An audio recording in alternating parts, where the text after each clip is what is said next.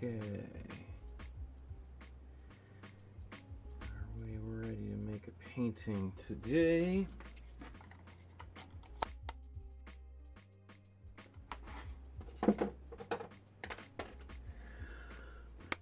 Okay, welcome everybody to my studio. My name is Michael Markowsky, and today we're going to be making a painting by one of my favorite artists, an important mentor to me personally, and arguably, or maybe without a doubt, the most successful artist of all time in Canadian history, at least when it comes to selling painting and making money from the paintings. Critical acclaim and acceptance by the wider art community is a whole other thing that we'll get into. Robert Bateman. Robert Bateman. So let's take a quick look at the painting we're going to be making today. When I get it going. Here we go. So this is the painting we will be painting today. Bald Eagle Portrait from 1983. And when I was a kid, I drew this painting obsessively over and over and over again in a little notebook. I was trying to find some of those images today, and I think they're all in my parents' house in scrapbooks. But I remember having a book of Robert Bateman's and looking at it over and over and over again and just being super obsessed with his work. Maybe it was a calendar, I can't remember. We're talking many, many years ago. Probably when this painting was still wet is when I was looking at it and making drawings from it. So I'm super excited to, 40 some years later, to kind of be back full circle and trying to make a reasonable facsimile of it in a relatively short period of time. And hopefully it's better than the drawings I was making when I was 3-4 years old. Okay, so you will find, there's a link to a Dropbox folder, and you'll find a tracing of this image, which you can print out and transfer onto your canvas. And I'm going to do that right now. I've printed it out. I personally like a little bit thicker paper, but it doesn't matter if you use photocopy paper. I've always been I just like thicker paper to draw and paint on. It drives my wife completely crazy. But anyway, that's why it looks a little bit, it doesn't matter how thick or thin the paper is, as long as it's thin enough that you can use some carbon paper to get that image onto the canvas. So here's my printout. I'm going to be using a 9x12 sized canvas, and I'm going to be painting it landscape format. And I'm going to use some carbon paper to transfer that image. Now, those of you that have been with me for a while, you kind of know what I do at this point. But since most of the people watching these episodes are brand new, hint, let's like and subscribe to the channel right now before I forget.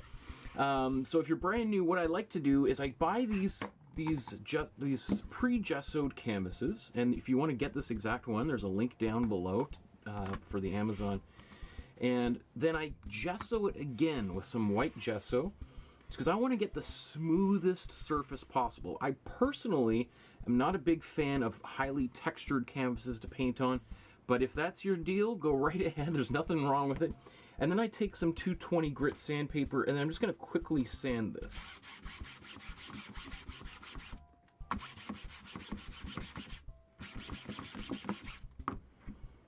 Okay, so there's some, and then you can see, look at all of the powder that comes off here. And then there's some here on the table, we'll just wipe off. So this is going to help me get a nice smooth surface to paint on. Okay, so let's tape this image down. And you can put it wherever you like. The actual original image, he's kind of off-centered the eagle.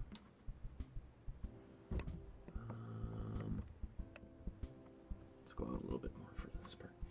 So you know, if you were to glue it right in the middle, that would be fine, or sort of tape it down. I'm going to put mine kind of right off into the corner, so that, because it's actually pretty close to the original painting by Robert Bateman. If we, let's see, which view, we go to this one here. Right, you can see that the eagle is kind of right in the bottom right corner, which is an interesting, we'll talk about that compositional strategy as we go here, because, you know, he's left deliberately a lot of space here off to the side. And often, and it doesn't matter, usually it doesn't, this is double-sided carbon paper. It doesn't really matter, I don't know why I turned it over, but there is carbon paper that is one-sided, just in case you do end up getting that. There is one side that's usually the darker side, and that's the side that you want to put facing the canvas so that it transfers the image onto the canvas.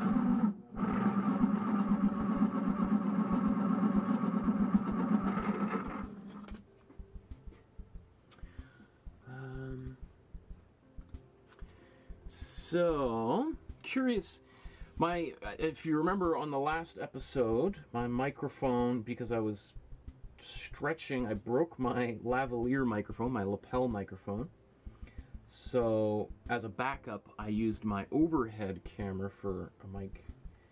And I did order a new lapel, or a new microphone, which arrived about 10 minutes before I began today. I unboxed it and I was trying to get it to work, but couldn't quite get it running. So I see Josh commenting there that the sound sounds a little bit different.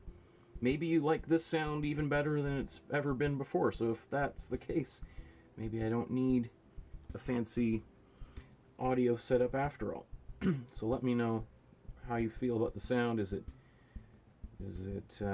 too loud? Is my voice too loud or muffled or anything like that?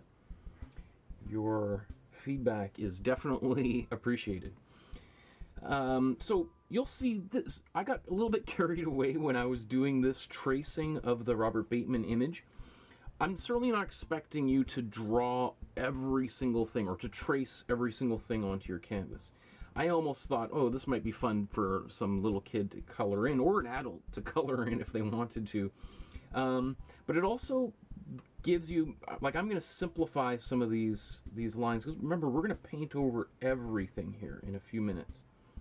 So as I go here, like this dotted line, I might just make a kind of a line like that across.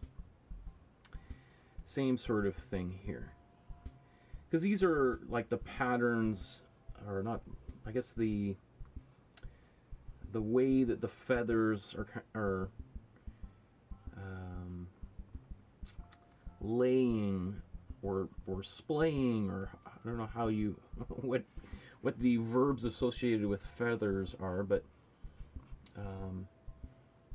it's sort of the, if we look again at the original image, you see how there's these kind of flows of feathers. So that's why I've included lots of detail, but again, you'll see I'm not including all of it in my own drawing. Okay. You could just as easily, well, maybe not as easily, but you could eyeball this and draw it onto a canvas. I just do this as a space, or as a time-saving maneuver here, so I can get into the painting as quickly as possible. Let's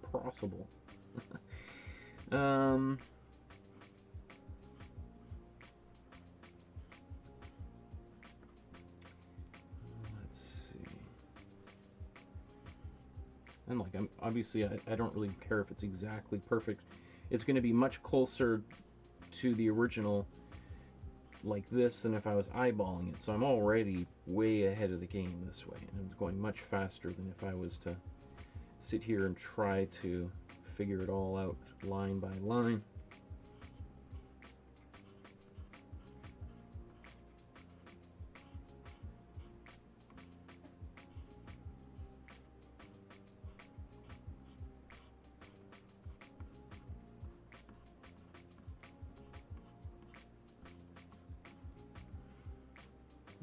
Okay.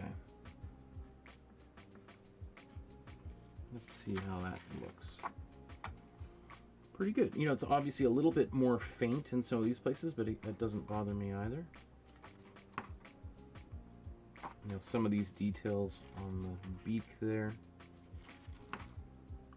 Yeah, I think that looks good enough. Okay, so we'll take this off. I can use this carbon paper probably another, depending on your intended use for it. If I'm just doing something like this, transferring onto the canvas, I could probably use this another 20 times. If, however, I'm trying to make an image that is, that it's a drawing that's going to exist on a finished piece of paper or frame, I might want to use a brand new sheet of carbon paper. Okay, so let's take a look at the original image and think about how we're going to approach this from a painting perspective. Looks like people say the sound is fine. Sound is good. In my opinion, you sound like you're talking through a tin can. Interesting. But you sound fine. Definitely like it that you're in a tin can. Doesn't sound tinny to me, says Donnie. Interesting. Okay. I'll have to listen to it afterwards and see maybe it's going to work after all. Okay. Thank you very much for that feedback. I really do appreciate it, because obviously I'm a one-man band here. I have no idea how everything sounds on the other side of the interwebs. So anyway, Robert Bateman and the Bald Eagle portrait here. So this image, I should also say, I was running a little bit behind today. I was planning on spending some time going through some photographs, because I did a workshop with Robert Bateman 4 years ago, and he did a whole demonstration on how he paints, and I filmed it, and I was hoping to dig through one of my dozens of hard drives to find that footage. So I haven't been able to do that. So I'll do my best to try to explain a little bit about his painting process as I saw it in person, but I'll also try my best we want to get this painting done as quickly as possible. So it's going to be a bit of a blend of my style of painting and what I've learned from Robert Bateman and from watching him paint standing right next to him. One of the things that so he, like a lot of people, will prime the canvas with a color to get started. So generally, most artists will just put down a warm ground or a warm wash, and that's usually a yellow, like an earthy yellow. And it just so happens that the colors that I recommend, an earthy yellow, is pretty darn close to a warm yellow. So this Amsterdam acrylic is called Azo Yellow Deep, but like a cadmium yellow deep would be probably pretty good, as opposed to a cool yellow, of course, right? And a cool yellow is much more of a lime yellow. It's like a Hansa yellow would be a pretty common yellow pigment. And then let's get a big brush. So we'll just get a big brush to do our quick wash on here. So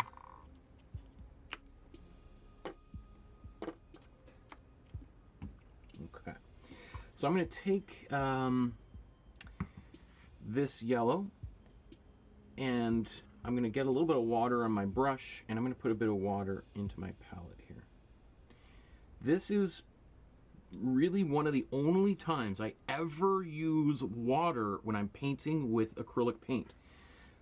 The number one misconception I know I've said this over and over again, but I know there's many new people joining us, is that most beginner painters are always using water and water and water, mixing with water when they're painting with acrylic.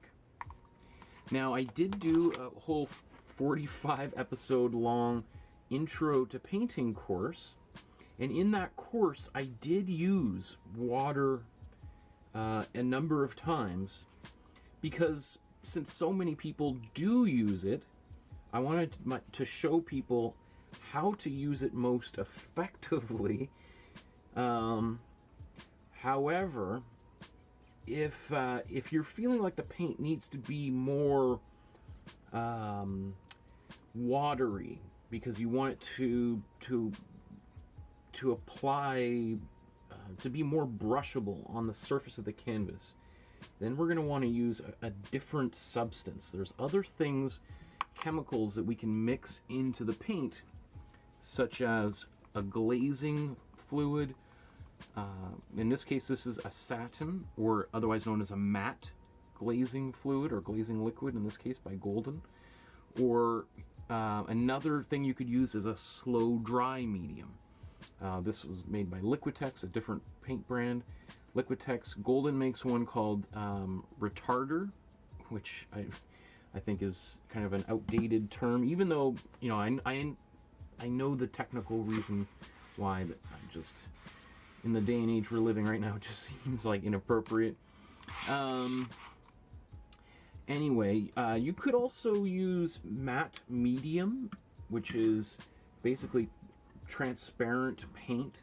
It's paint that doesn't have any color in it whatsoever.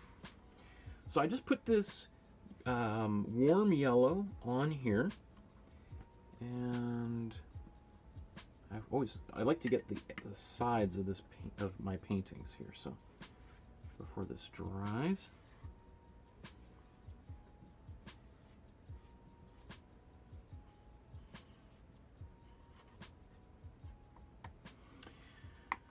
okay, and then I'm just going to put this, where should I put this aside? I gotta clean this studio up desperately. Okay.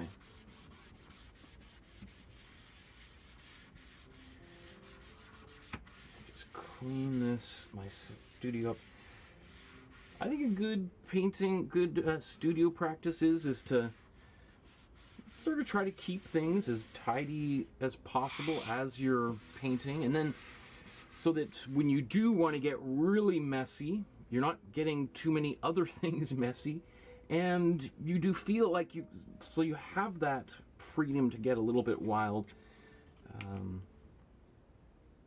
Because I think you should. I think at the end of a painting session, you should have a little bit of paint on your fingers, maybe a little bit on your clothes, right? Hence having some painting clothes. I used to have an art teacher when I was in art school who invariably, after every single class, would have stuff all over his face, all over his belly, and he would just look like this wild man. But, you know, it's, you know, you'd never be able to say that he wasn't into it. Oh, I just put more warm red on here. I meant to put more cool red on here, so I'm just going to scoop this.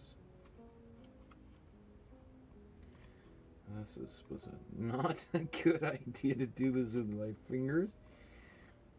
I was just talking about the need to get your fingers dirty, right? So, look at that. Now I look like I cut myself.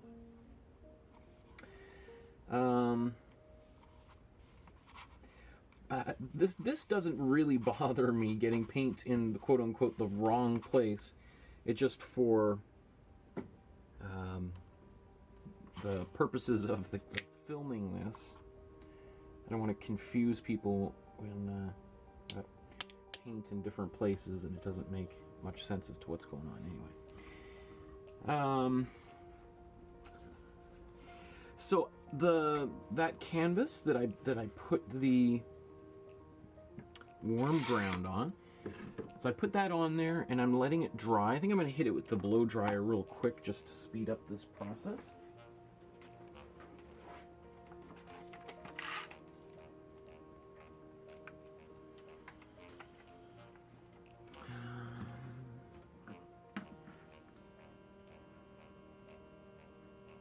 Donna says, some of us are just messy people. Yes, that's true.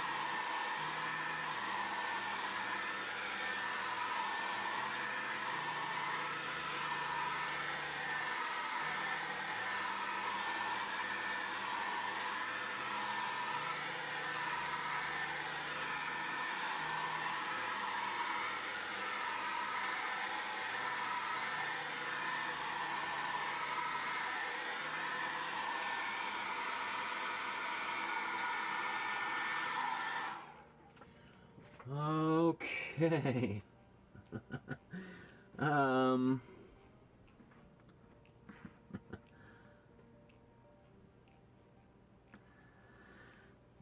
Glad to see so many familiar faces today. This is really cool. And so a few new ones too. Great. Okay. So we've got our warm ground on here. Now, the painting we're painting today is a pretty, well, I wouldn't say a simple painting. There is obviously a lot of detail in the actual bird itself, but the background is basically a solid color, right? There's not even really, like, sometimes he'll do a background like that, but it might be kind of like a slightly out of focus forest scene or something, so we might see some texture there.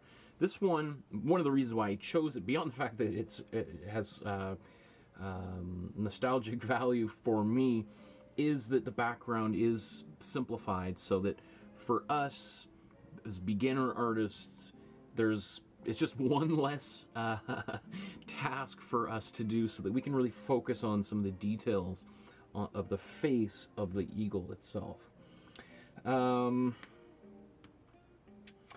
So what we're going to do is we're going to probably start painting loosely the head here, and then we'll do a little bit of the background, and then I think we'll finish the face. So we might kind of go back and forth a little bit here. Usually, you know, your kind of final layers are going to overlap. Let's say the background, usually so you do the foreground overlapping on the background, so that you can kind of get nice clean edges, and any kind of gaps you can kind of fill in on that last little stage here. And okay, so I think what I'm going to demonstrate now, so as Robert Bateman demonstrated to me how he paints, he would actually start this with a blank canvas. So he would start with a white canvas, he would put this yellow ground down on top, and then what he would do is he would paint this in. Often he'd have a photograph, little kind of photograph taped to his easel of this bird. So he takes most of these images are based on photographs that he's taken himself. So he's also a wildlife photographer, although I don't know if he has ever sold or exhibited his own photographs before. I haven't thought about that, but So this would most likely have been based on a photograph that he took, and he's usually painting on an easel, so he usually has the easel upright and then a photograph kind of taped to it. Or lately he's been using an iPad so that he can kind of zoom in on the image back and forth, right, to get into some of those details. Anyway, so he would have this blank canvas, he'd prime it with yellow, and then what he would do is paint some lines on top of it, looking at the image on the photograph, on the paper photograph or the digital image on the iPad. So I think what I'm going to do is I'm going to simulate a little bit of that. I was thinking about doing this without the tracing there, but I know that that might be asking a lot for some people who really like having this image here. So I'm going to kind of do it as he would do it, and then over top of this image, just so you get a little bit of an idea of how it works. If you want to see an example of how I've done this in the past, the Berta Morisot painting where I painted her version of the flowers in the vase, it would be like episode 1, or probably 30, or no, probably episode 20 of my painting, intro painting course. So I'm just getting some brushes out here. I like having kind of some of these available and ready to go, so when I'm in the thick of combat, I've got all my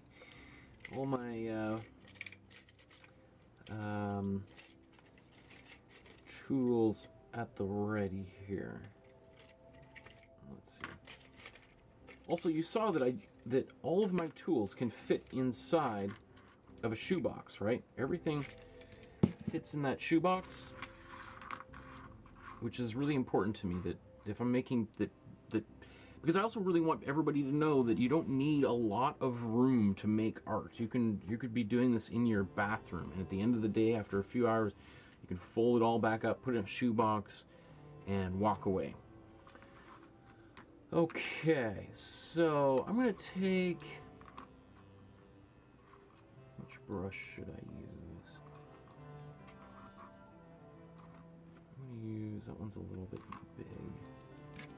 Sorry, I'm gonna go back and grab another one. There's, this one's good. Okay, so I'm gonna use a brush like this. And now, what I'm gonna do is I'm gonna mix a kind of a darker-ish color that I'm gonna use to paint onto this surface. So, and to mix that, I'm actually going to use a little bit of a larger brush. What I'm going to do, I'm going to mix a kind of a brownish purpley color. You could really use any color for this particular exercise. There's no specific reason why it has to be necessarily a dark color. You know, if you were painting on a black canvas, you probably wouldn't want to use your darkest color because you won't see it. So I'm going to mix this. This is right now purple. I use my cool red and my warm blue, so I got actually quite nice purple.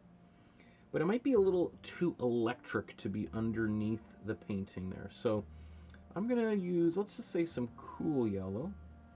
And by adding this cool yellow to this mixture, it instantly turns it brown.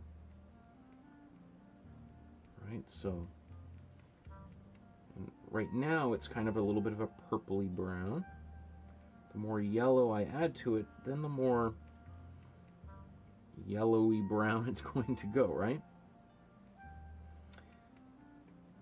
Okay.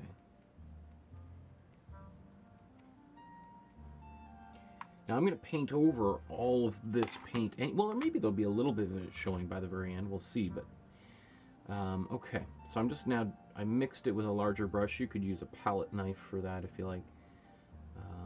I rarely use palette knives. I used to use them all the time when I painted with oil paint, but anyway. So the other thing I'm going to add here, I'm going to add just a little bit of slow dry medium. This is just going to keep it a little bit open and a slightly bit more transparent. So I just put a couple drops of that in here.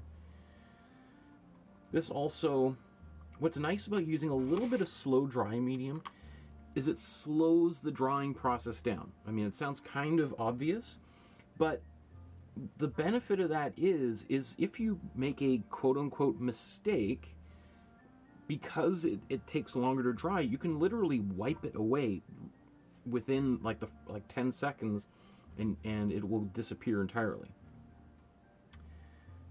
So it's sort of like an undo button. Anyway, what Robert Bateman would do, let's get a different view here, is again, he would have, this would be just a totally yellow canvas. He'd have his little picture off on the side, or maybe kind of right here, and then he would be eyeballing it. And so he would take his brush and he'd be just sort of drawing around here like this. Now, you don't have to do this. I just want you to, I was just trying to give a little bit of a, this, so he'd be eyeballing this, or pretend these pencil lines aren't here.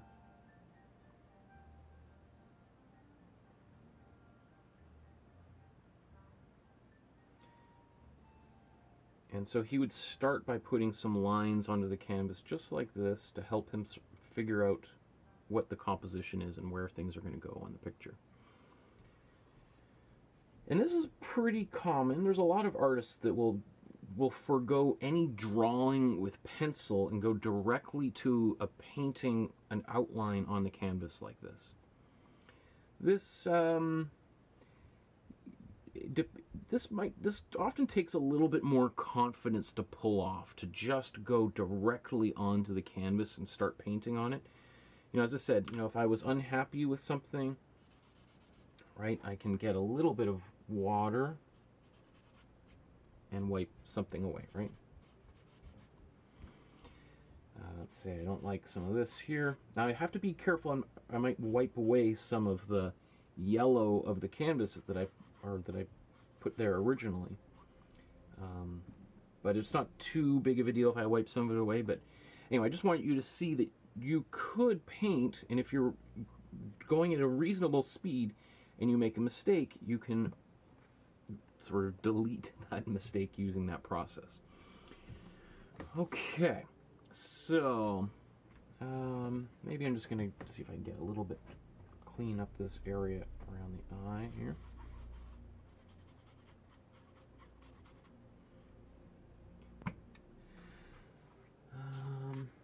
Okay, actually I'm just going to blow dry that because now I got water all over this canvas.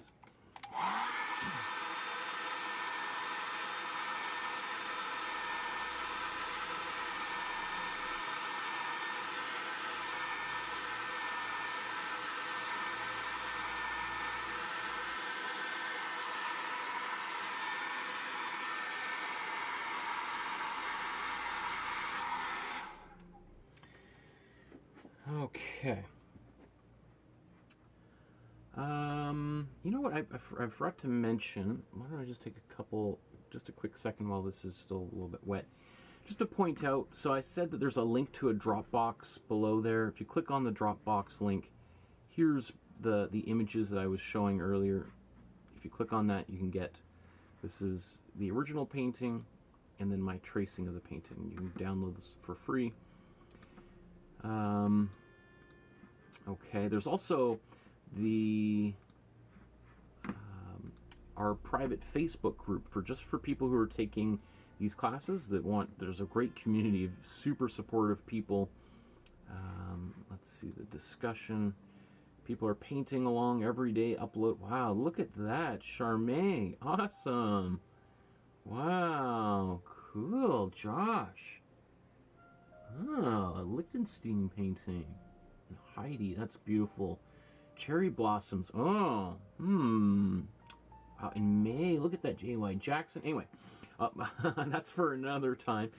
Here's just a quick little look at Robert Bateman's Wikipedia page here. So he was born in 1930, age 90. When I saw him, I don't know, again, 3 or 4 years ago, even though he was in his late 80s, he was as, like, spry and fit and alert as I am, probably a little bit more with it than I am. He's still got tons of energy. He, you know, he paints every single day. He gets up in the morning and he basically paints from sunrise to sunset, and, you know, doesn't take vacations. He is, he's like a machine. Very super inspiring that somebody, especially of his age, still has that that much energy. I hope when I'm his age, I'm still, you know, working away. I mean, he loves doing what he does, so, you know, he doesn't. For him, this is when I interviewed him for a book, you know, he doesn't really even understand what the word retirement means, because he's already sort of doing exactly what he wants to do. But anyway, so here's a bunch of images of his work. Obviously, he's a wildlife painter, landscape. Well, I don't know if he does too many landscape paintings, but he paints landscapes pretty much always with animals being the central subject within the landscape. And a lot of his paintings are, you know, close-ups of birds, wild animals, both in the area in which he lives. He lives off on an island just off of Vancouver here, and I haven't seen this photo of him as a young man before. That's interesting. So he paints a lot of paintings of the local landscape, but he's painted paintings like underwater images. Here's an orca underwater. He's painted images of African animals, animals from all over the world in the Arctic. I just have such fond memories as a kid, just looking through books at his work. Now, I'll just show a couple things. Here's his website. So you have his website, which there's a gallery / museum in Victoria, right on the waterfront, right next to where the ferry from Seattle goes, from Vancouver or Victoria to Seattle, back and forth, and right there, and yeah, it's the building right next door. It used to be underneath there, or well, used to be the Wax Museum, and then the dungeon in the basement. For anybody old enough to remember that used to be my favorite thing to do in Victoria, is to go to the Wax Museum. It's since obviously closed down, and Robert Bateman, the Bateman Foundation, is now there, and you can go visit it. They have lots of his paintings on display in rotating exhibitions. He's also a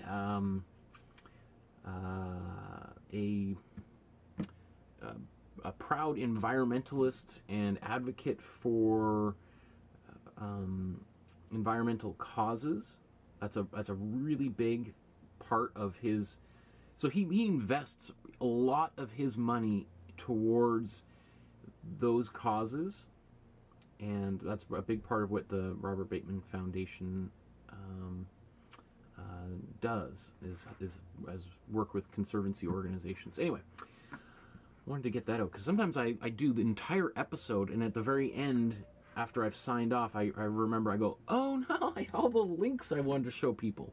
And I'll put those links in the video description down there below. Anyway, okay. So, what are we going to do next, Michael? Let's get this painting. Where'd it go? Oh, there we are. Okay, so we've got our image drawn out. We've got our background painted. You've either got your pencil lines in, or like Robert Bateman, you loosely painted in the image. He's obviously a master, so he can start very loose and slowly build up the detail. He's also an expert at proportions, animal proportions. He's painted so many animals and drawn so many animals that he could probably draw this eagle in his sleep.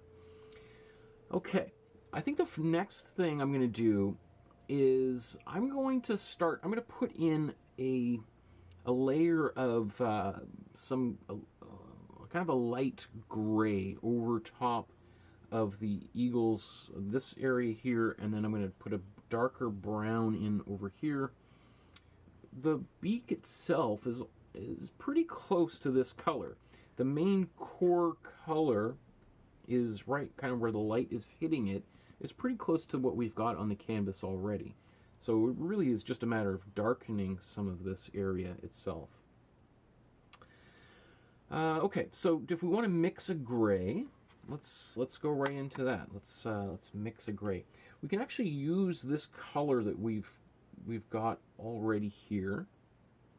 So right now you're probably saying, well, this is a brown. Sure, it's a brown, but we can turn it into a gray.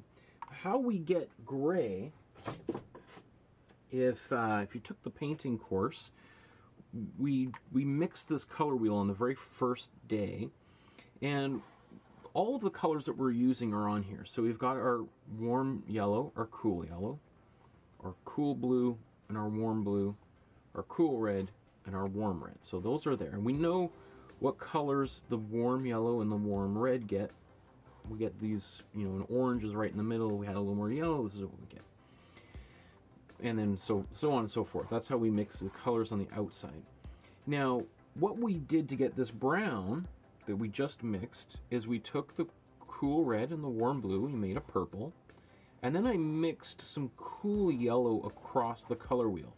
And because they cross the neutral core here, it turns to a brown, right? So basically, what we can do is by mixing colors across the color wheel, we're going to start getting more and more a darker color, a more neutral color that has virtually no saturation whatsoever. And when we add white to it, it basically goes gray. So I'm now kind of just mixing.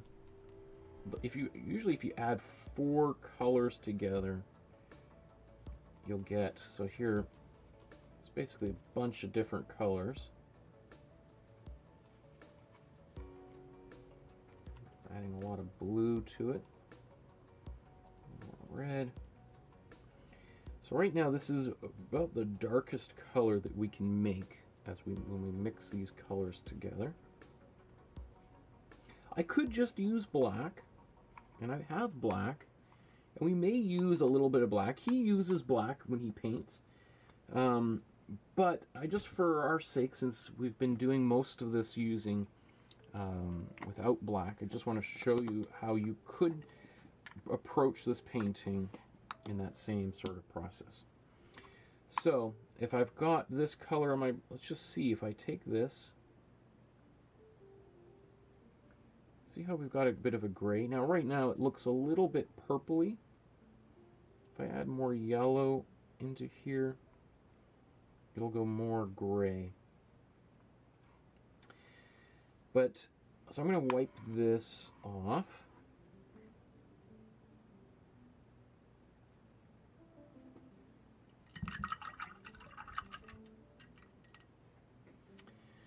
And actually, I'm going to use this brush.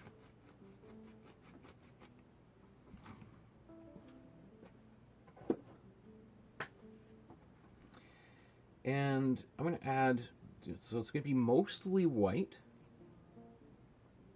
And I'm just going to get a little bit of color on this brush.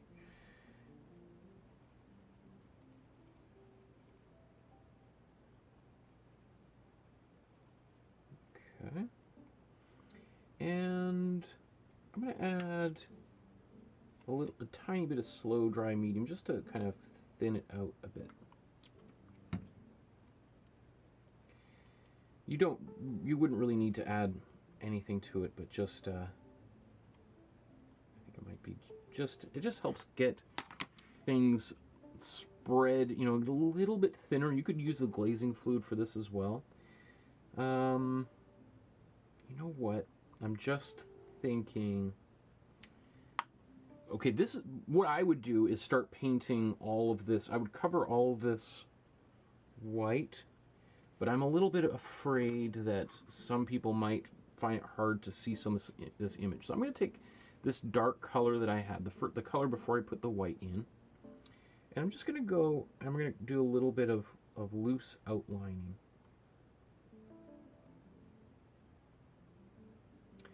Just so that I don't lose some of these the pencil lines in here. because when I cover it with white, I might lose some pencil lines. So this is just going to help me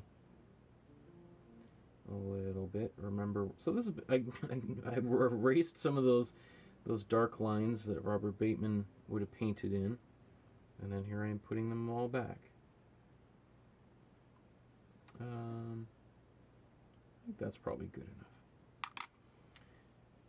Although, if I start painting white over top of it, it's going to blend together. So let's just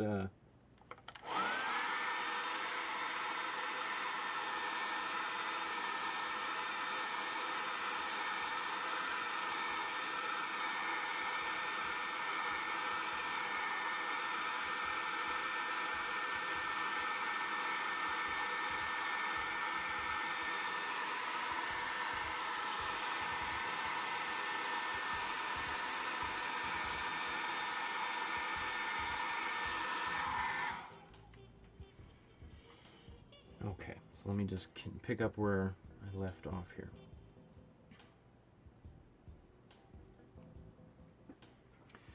Okay, so I'm going to take this white, and I'm right now just sort of loosely putting it in to where the white feathers of the eagle are.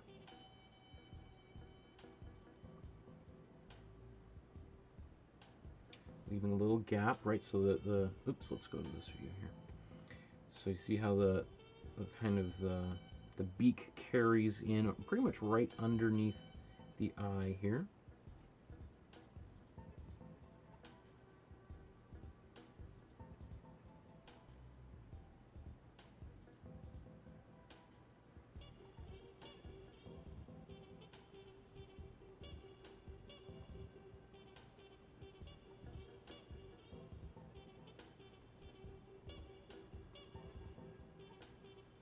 And so the reason why I've made this this not totally white is because I want to save the pure white for the very end for highlights, right? Because we don't want it to be pure white. The eagle's head is not pure white.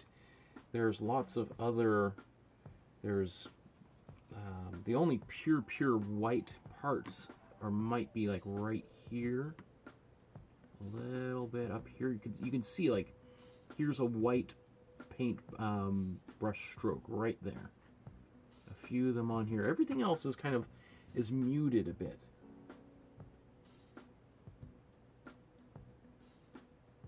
Right, so it's like I'm painting the feathers underneath, and I'll slowly build up to get to the feathers on the top, which are getting the light. These feathers aren't getting the light.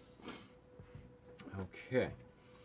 And then, now that I've got that painted, I'm actually going to go even a little bit darker. So I'm just going to take this bit of a darker color here, just mix it into my paint a little bit more. And then let's paint.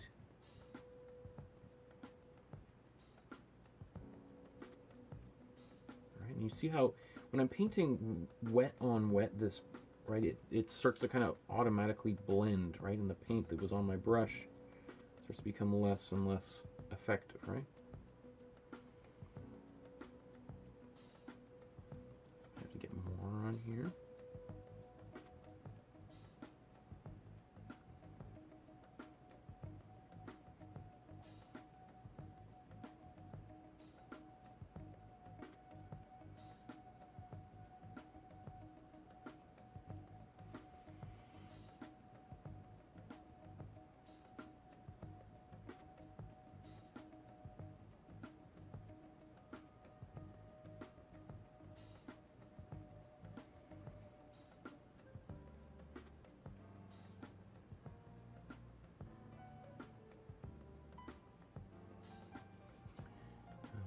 I think so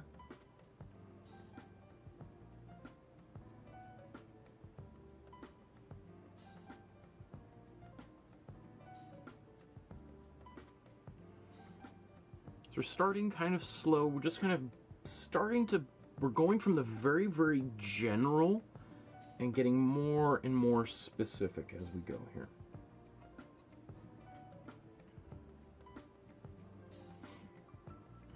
Okay.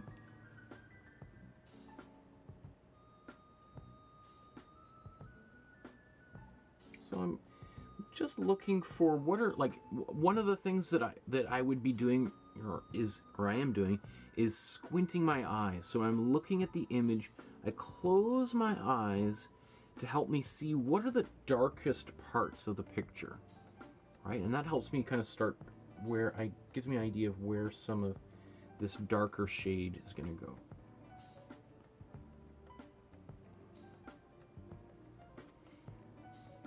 Okay. I think that's pretty good for right now. Let's see, what should we do next? I think next, let's do the feather, or just put in this darker color. Just gonna clean off my brush. I don't want any white on, well, a little bit of white probably won't hurt, but don't want it to be as white as that. So, yeah, so actually we'll scoop a little bit, barely any white on here. And then I'm going to get some of this darker color that we had mixed before.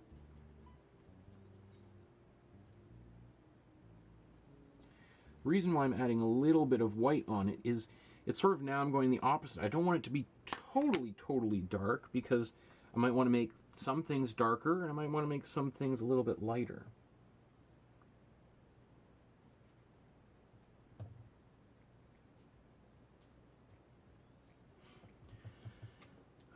Okay. So I'm not super focused on doing an exact reproduction of this painting. So I don't mind if I go over here and some of these feathers that I was painting kind of disappear. All right, because I'm gonna paint them in again. If you want, you can kind of try to paint this a little bit thinner by adding a little bit of medium into your paint to help, so that you kind of see some of those feathers underneath here. I'm also doing, I'm not super committed, I'm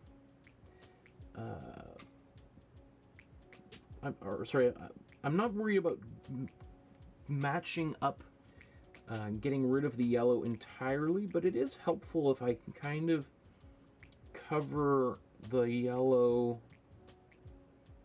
pretty good at this stage. Then I don't have to be so focused on doing that at a later point. Now I can obviously put white back over top of this brown, or brown over top of the white at any point of the process later on anyway. But you know, the more accurate you do this at the beginning, then there's less work for you to do later, right? Okay. Now what I think I'm going to do, I think I'm going to paint the background here. And so what I want to do is I want to mix this very cool grayish blue in the background. So far what we've got is a brown, right? And we turned it into a gray, and then we added some by adding white to it, right? This time what I'm going to do is I'm going to sort of take the same dark color. I'm going to add a lot more of the cool blue to it. So, and I'm going to add a little bit of warm blue. Maybe a little bit of cool red. Just to darken it down. Okay, so now I've got this pretty dark mixture. I'm going to now take a lot of my white, and I'm going to mix this kind of off to the side. You see how I'm not doing it right in here? We'll start here and we'll just see how, so right now it's maybe a little bit too white. So let's bring it into the color we've mixed. We'll add more and more of this color here.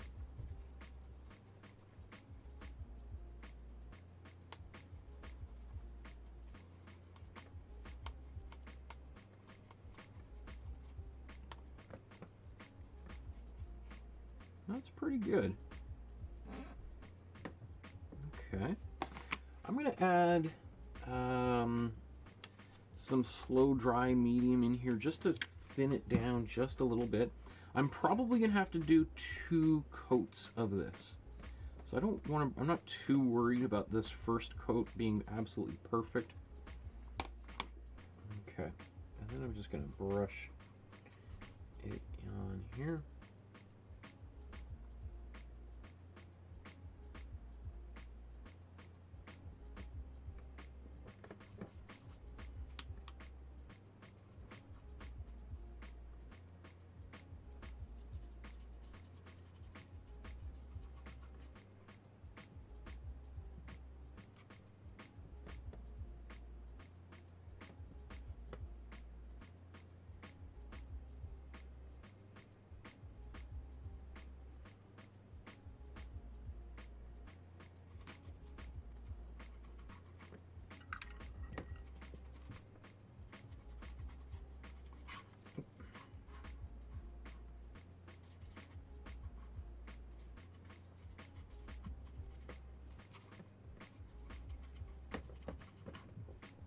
Don't worry if some of this yellow comes through here.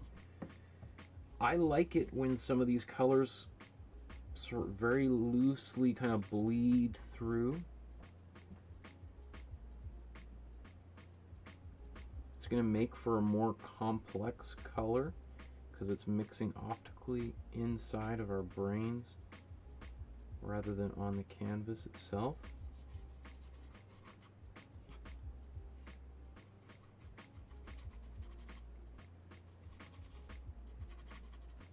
See, I'm just sort of like scrubbing it in because unless you have your painting on like glass or super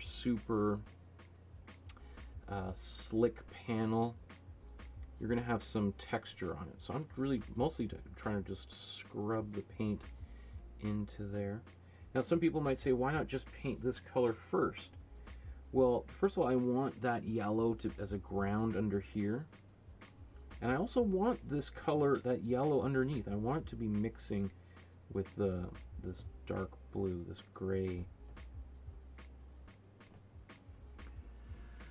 Okay, so I know it's a little bit more blue than the image on the left. He's got one of the great things with Robert Bateman is his sense of like atmosphere and the way that he uses gray to help create space in the picture. But what I would say is you want to, I would like to have, let's say, a brighter color or a more intense or saturated color underneath that final layer so that it still has a bit of a glow coming through.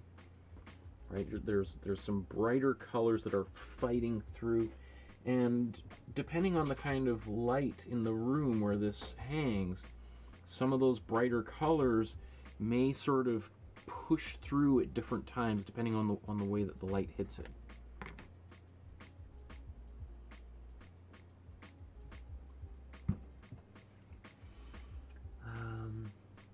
Yes, Susan says, I think he lives on Salt Spring Island. Yes, it's true.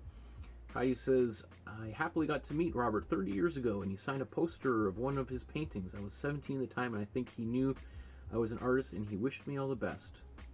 The friend that I was with only got his signature. I still have the poster. Very cool.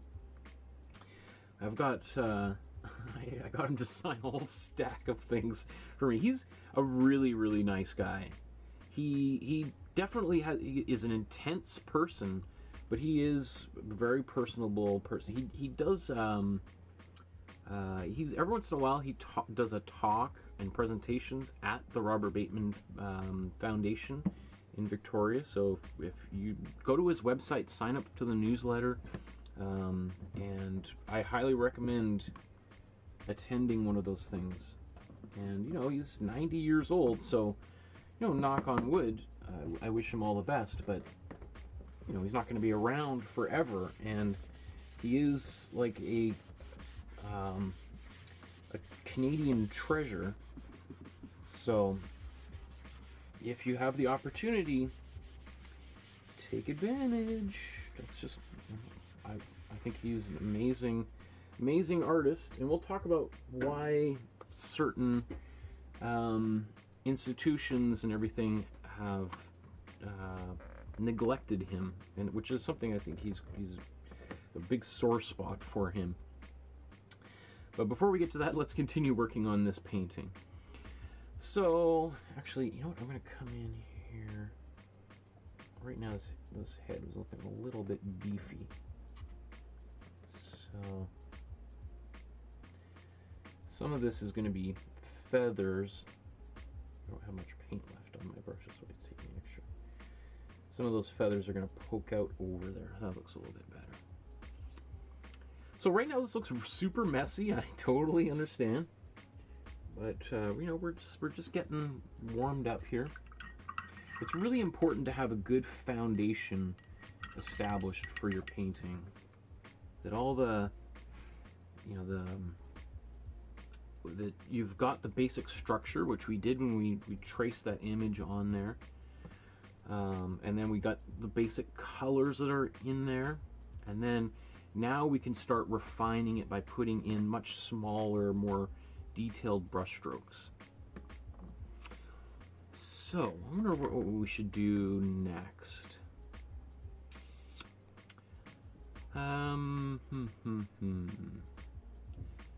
Maybe let's do the beak.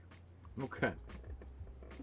So to do the beak, we can basically take even some of this darker brown that we mixed and do a little bit of glazing.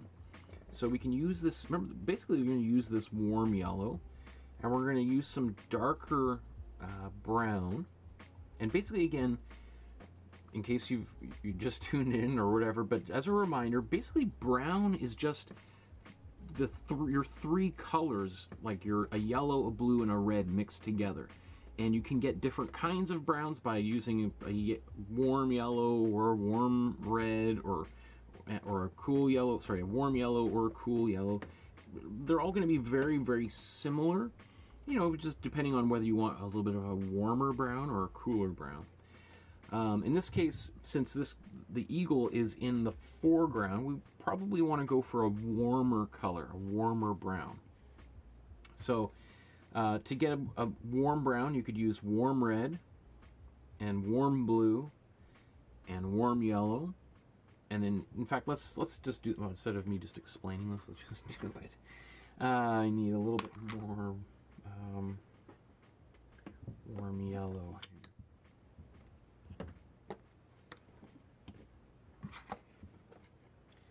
So let's take our warm yellow, some of this warm red,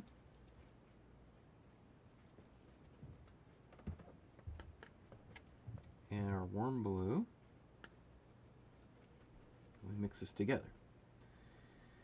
So that's quite dark, that's a really nice brown. It's a little bit dark on the darker side of things.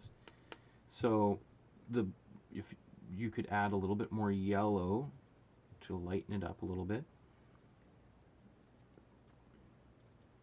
If I wanted it to be a little bit darker, I could add more blue to it. If it gets too blue, then you just add a little bit extra red and yellow back into it. Okay. So that looks pretty good. Kind of so if we look at the image here, I'm going to take this, I'll add a little bit more of the, see how I've kind of got like stages. We've got the yellow out of the tube, a little bit darker, even darker, and then a darker, the darkest brown. And if I really want to outline anything, I've got back here my darkest one. So the next thing I'm going to do, I'm going to do this with some glazing fluid. Now, Robert Bateman is painting with oil paints. So it's a little bit easier, more straightforward to do kind of glazing with oils, but it's not too, obviously it's, all we're doing is we're adding a little bit of this glazing fluid to this color here. Alright, and now I'm going to use a smaller brush. Which one should we use? Okay. And let's just kind of, I'm going to take, see how it's nice and kind of transparent? So I'm going to start out and I'm just going to kind of brush around here. If you're, one thing, I say this all the time, but glazing fluid is really great for beginner artists, because if you're a little bit timid and you're a little afraid of making a mistake, glazing fluid is perfect, because you can just, you could do like Leonardo did, hundreds and hundreds of layers of this exact color that we're putting on right now, and it'll slowly get darker and darker as you go. Right, so you can put these marks on here.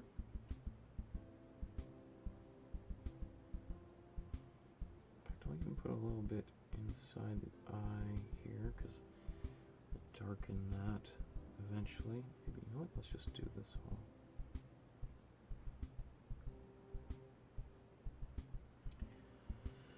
Okay, and I'm just going to actually blow dry all this. I have some slow dry medium on here. I could feel it was a little tacky on my hands, so.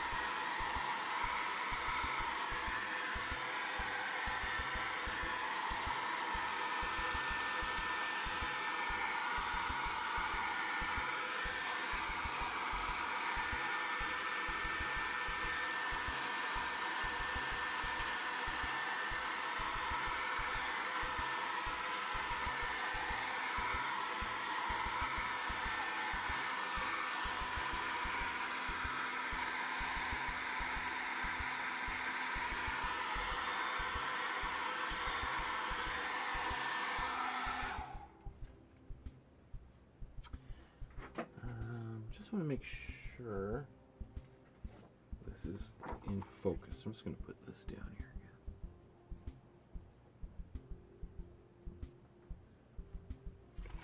again. Okay. So let's continue. We're just going to glaze on top of this again. It's best to wait for it to dry before you glaze again, otherwise you're just going to be kind of scraping some of the paint away or kind of wiping it off as you paint. Now this is getting a little bit more brown than I might like, so I'll desaturate it a bit in a second, the next pass.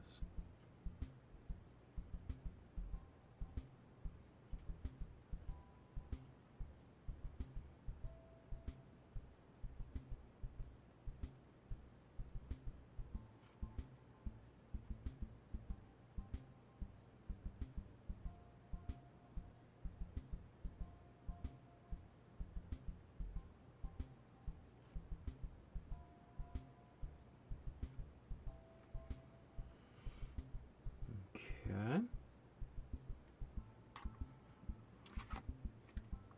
So this next time, I'm going to add a little bit of warm blue into this mixture, because that's going right across the color wheel, so it's it's now going to make it take out even more saturation. See how it's almost kind of getting a bit greenish? Right, that's perfect. I'm just going to blow dry that again real quick.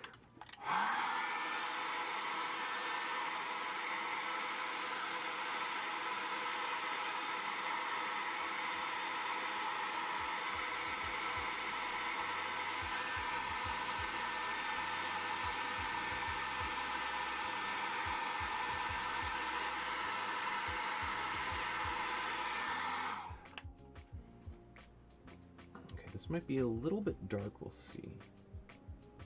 Oh, not too bad.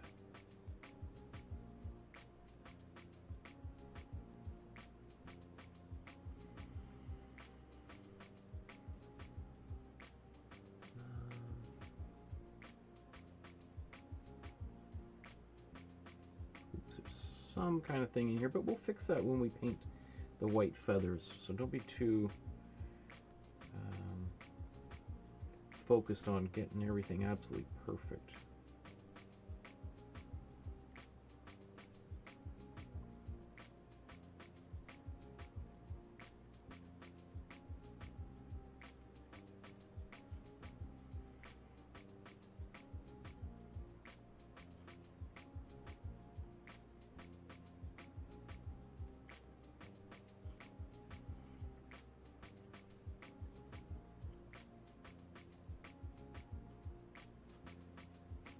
In fact, you can see how there's highlights on here, which I've subsequently now painted out. I can always bring those highlights back, so don't worry about making it perfect.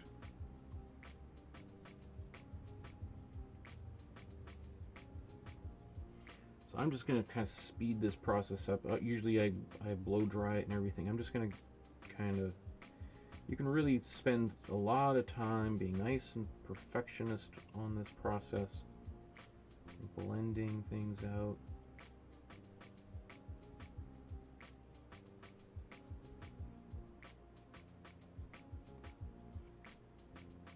I'm just gonna,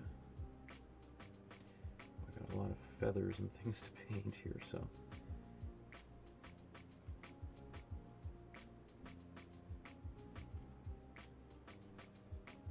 Now there's definitely much more red than I hoped, but don't worry about, I can always fix this. I should have let that dry, shouldn't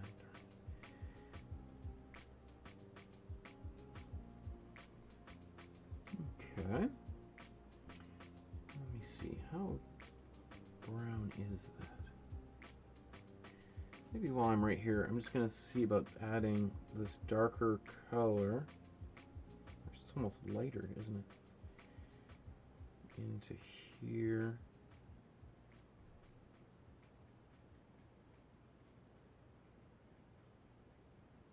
Doesn't make, is not very helpful at all, is it? Okay. I'm gonna actually take a bit of it and just put a little bit of brown in some of the feathers here. You could do this afterwards, but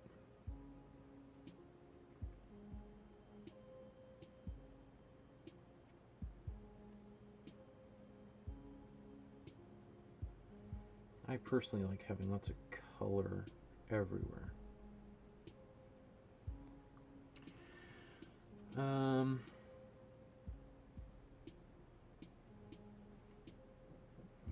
Okay. So maybe I'll let the beak kind of slowly dry here. I think I am going to start using a bit of some black to actually make a totally neutral gray, as opposed to warm and cool grays using the colors we're mixing. So far I've been doing I kind of started with Robert Bateman's process, and then I added my own way of painting in here, and now I'm going to go back a little bit towards, because he's using like black and white to make grays, and it'll just actually speed things up for us too. So I've just got black and white, and oops, it's a lot, way too much black in there.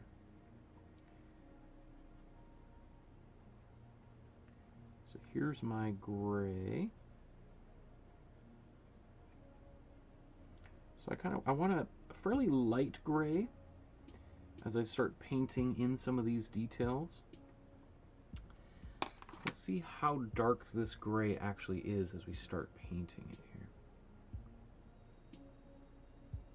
That's actually pretty good. So just like I started doing down here, actually no, I'm going to go to a smaller brush.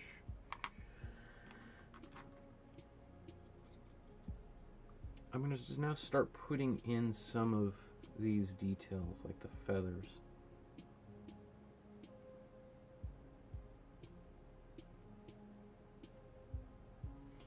Now he obviously spends a lot of time getting very nice details in here. He might spend, you know, a week or so on a little painting like this, getting all these nice details in. We're going to try to get this done in the next couple of hours, so we'll have to move quickly. One of the reasons I'm using a small brush is not only to get the small details, but it's also I can kind of help simulate little feathers with these little marks, these quick little marks like this, right?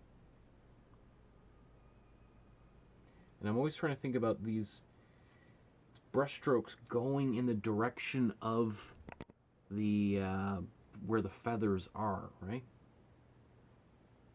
Or in the direction of the feathers themselves. So rather than just sort of painting diagonal lines just randomly, I'm trying to kind of, like I'm carving or brushing the hair of this eagle. You can see, you know, it really stands out on this white, but as I get into the darker areas, some of this gray just disappears. Not surprisingly, right?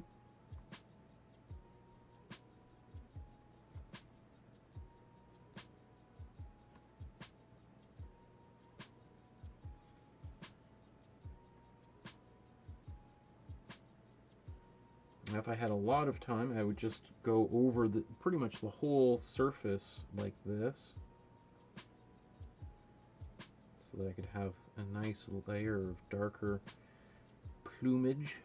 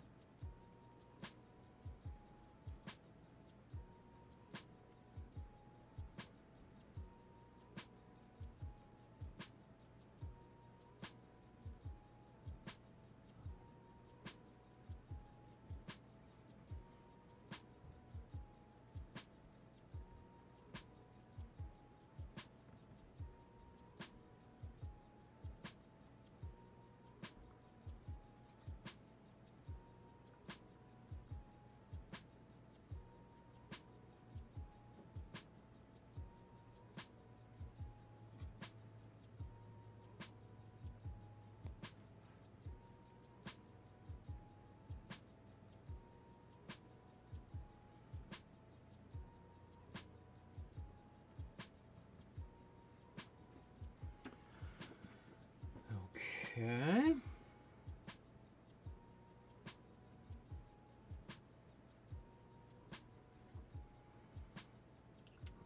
Okay.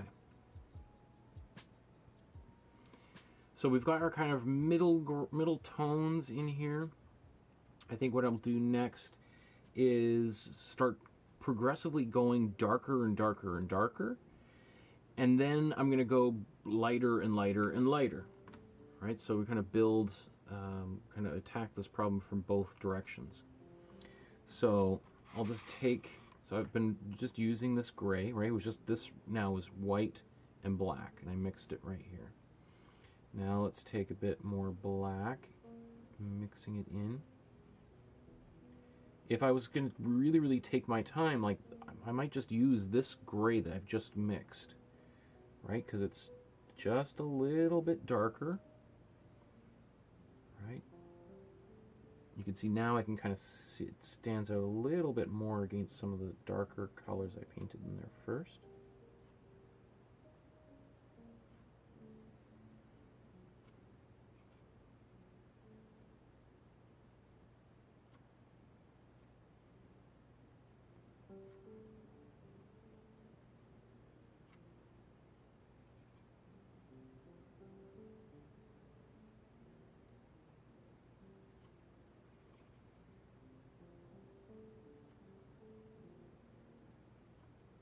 just going to come underneath this beak here.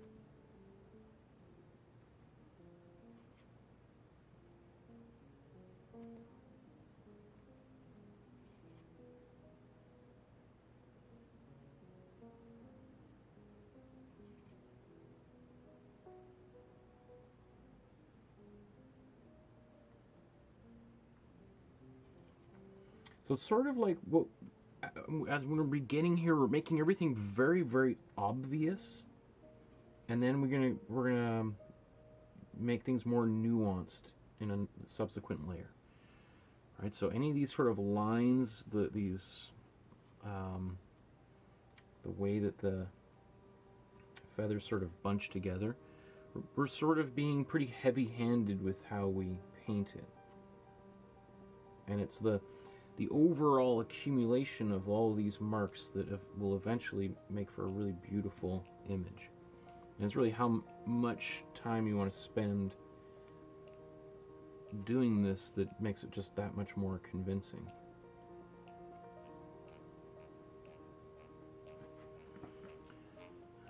Okay.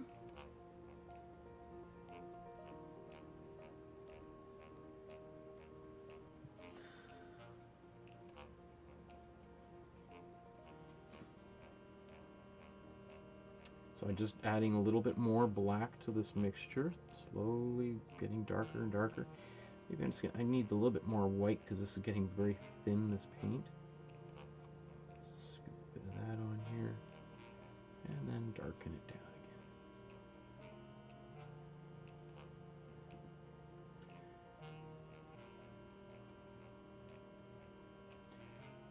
again. Okay, so now I'm just going to go into the darker shadows, so I'm going less and less all over than I was originally.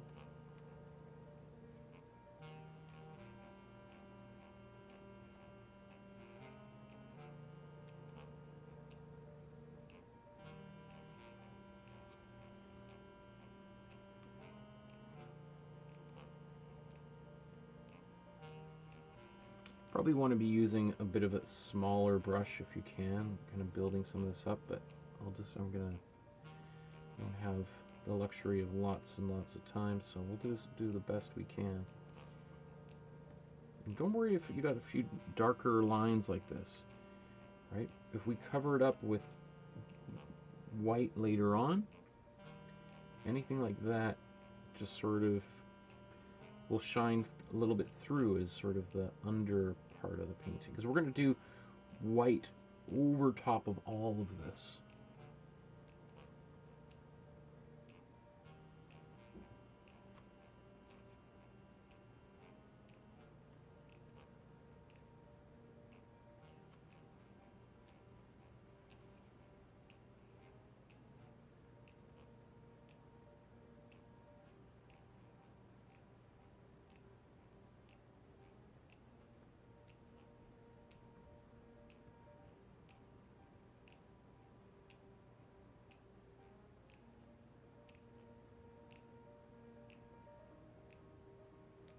I was saying I gotta add a little bit of the fur in this area. I think that's where some of it goes.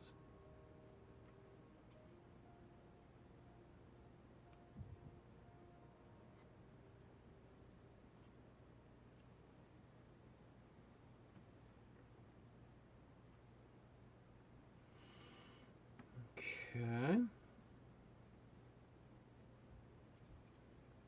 And then I'm just going to get a little bit darker for one kind of, well, we'll see. I was going to say one final pass, but we might need, well, this might be good enough.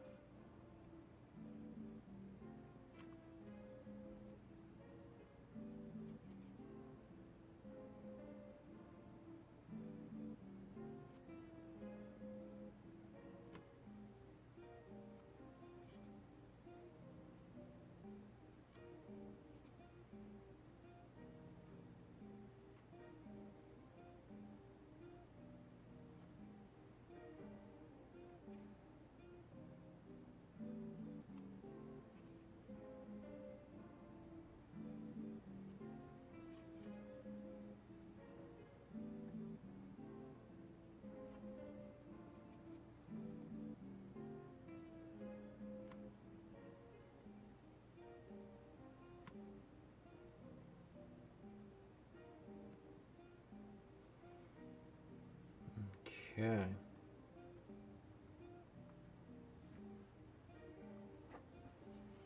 Now there is, to be honest, all of this, I've never really painted feathers too much, so this is a bit of a new thing for me. So some people may do a better job of it than me, who are maybe a little familiar with birds. I know virtually nothing about birds. I have no hesitancy in admitting that, so if my own anatomy of bird anatomy is off, then I apologize. Okay. Right, so now obviously we're much darker than we were, or than the original image. I think actually I'm going to do the eye here right now. I'm going to take a bit of black.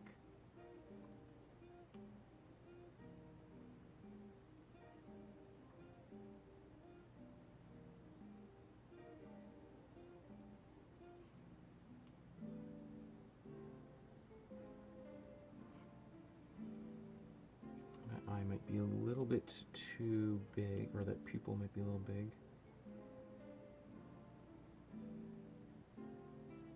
I might need to put some white on there to fix it. Oops. Ah, interesting. It was. I'm painting this like a human eye, and then I just look at it like, oh, you know, I'll clean that up later. Let's darken under here.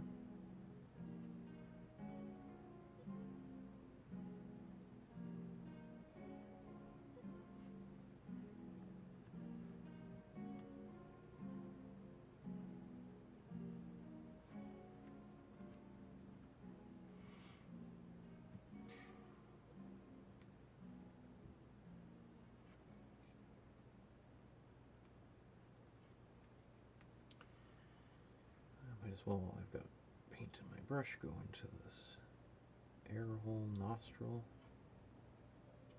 Maybe even just a little bit of black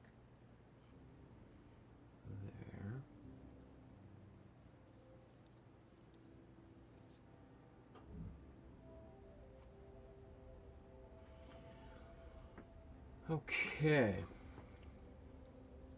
I'm going to let all that dry, and while that's drying, I'm going to come down here.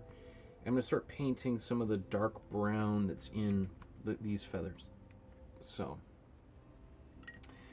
I'm going to use some black, and I'm going to use brown again. Still have some brown on my paintbrush, which I'm just going to rub right into this black, because I want to get a pretty dark brown.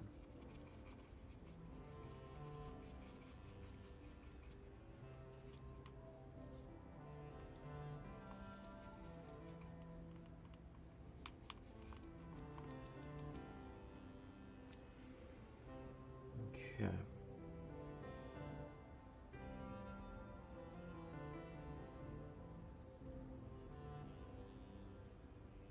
Sort of painting this, like the way that these feathers overlap.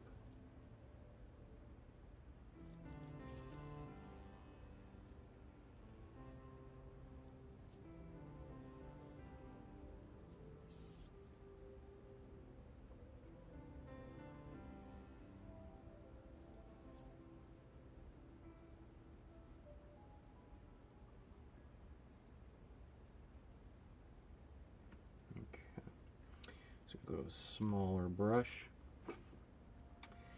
and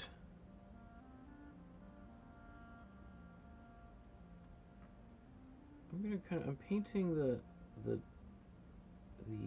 inside of all of these. You know what? Maybe just for people's sake, what I'm going to do is I'm going to outline quickly all of these feathers. That might make it a little bit easier to see what I'm up to here.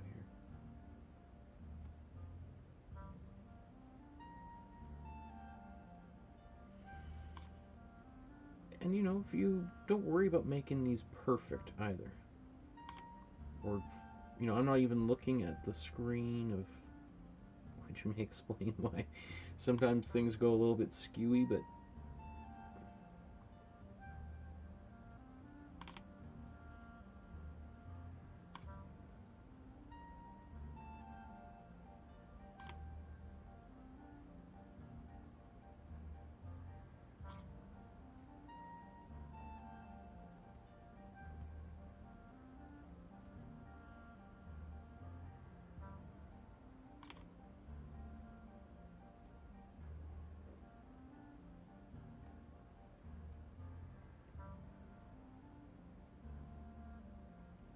okay.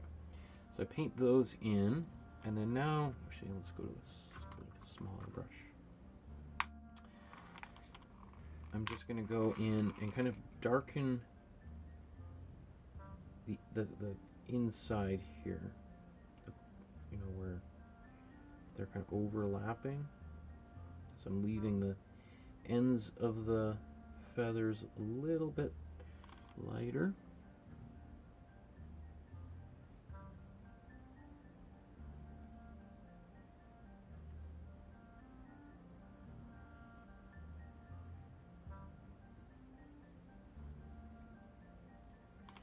And, you know, maybe there is, when I was watching him paint, he was painting a stork, and he did it pretty quickly. I don't really remember how he painted feathers, so this is sort of my own interpretation as how I would, just, obviously this is how I would do it, to help kind of create that layering effect. Okay, so I've got kind of the darker, kind of the shadowy areas painted. Now I'm gonna take a little bit of glazing fluid. My paintbrush is pretty dry. Right, so now I've got a thinner paint. And I'm going to take this thinner paint and I'm just going to go over, see how now I can darken things, but it's nowhere near as dark as it was just a minute ago.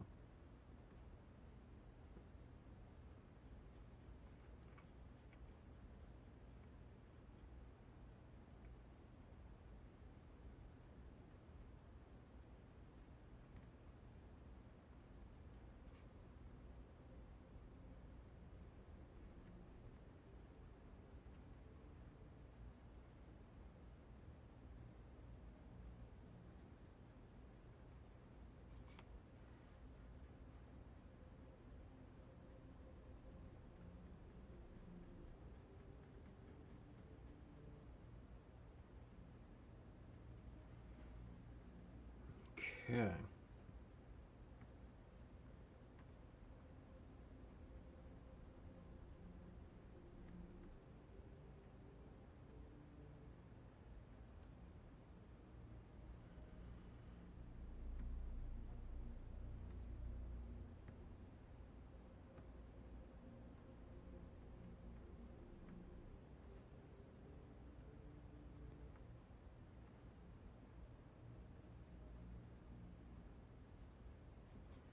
Just where all these feathers are, I'm going to darken under here.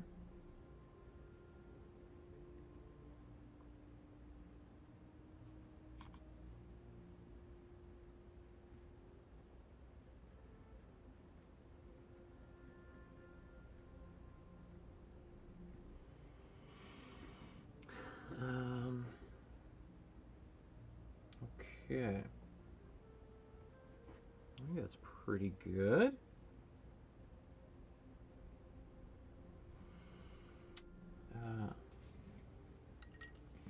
It's time to take a couple seconds just to look at where we are. Okay. Let me know too if how the volume's doing, if you can still hear me, or if I sound like I'm mumbling because I'm not loud enough, or I'm too loud, or anything like that. All those are super helpful comments. Okay, so I'm actually gonna, I think I'm gonna do a very thin glaze back over the beak again. So I'm just gonna take this glazing fluid. And this is kind of, I'm just gonna go very lightly over all of this, because this was getting a little bit too red. And you can see, this is just gonna tone it down a little bit, because it got a lot of black, there's black in here for the first time, so that will help kind of darken a bit. Darken without, and desaturate things a bit. I'll do that again. I'll wait for this to dry and then we'll do that again while I'm here.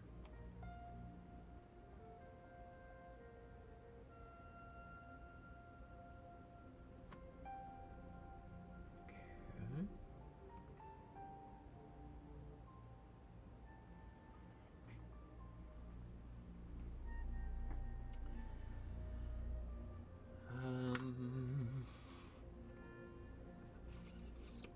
So I'm going to blow dry this, and then I think I'm going to do the background again. Clean up the background.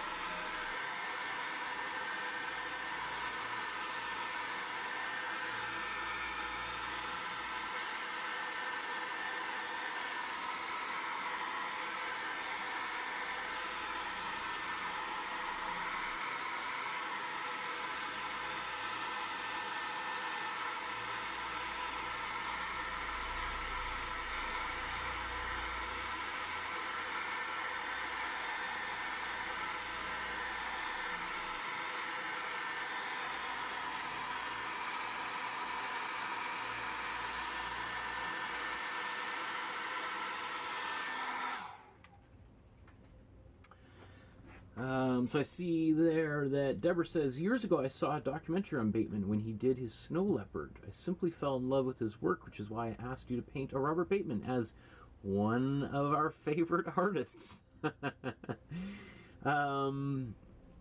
haven't, there is a few documentaries about him. I haven't seen those documentaries. If you know the name of them, it would be great if you put it in the chat, just because I can't remember what they are, and maybe they're probably not on Netflix or anything, but I'm sure they're available to download or off of YouTube. Often has a lot of documentaries. If it's National Film Board, a lot of National Film Board of Canada films are free. They have their own app, and you can go to their website and watch them, because as taxpayers we're paying for them, right? So we should be able to see them. If you're outside of Canada, unfortunately, I think you do have to pay. Okay, so I want to darken this this beak again with this desaturated kind of just basically gray. So maybe I might need to mix a little bit more gray. Let's just move this down.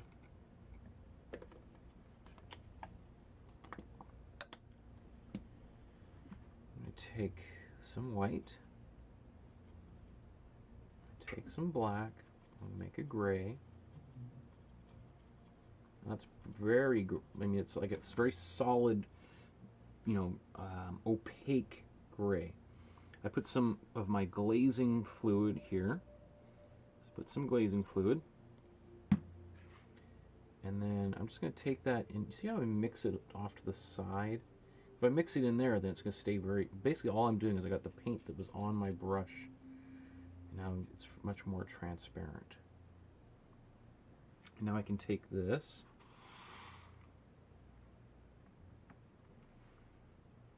and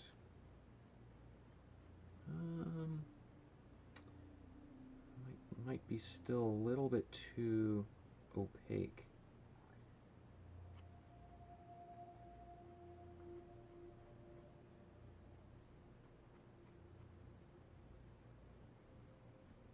Yeah, you know what? I need a little bit more. It's going to do this again. So what I'm just going to wipe my brush off. Right? And now I'm just going to take a bit of that glazing fluid. And there we are. So now we're much more transparent. So now as I paint this over here, it's much thinner. And so what I'm trying to do is I'm desaturating all of that much more brownish color that I had put on the beak earlier. So it's still, so it's not really darkening it too much, a little bit, but not too much.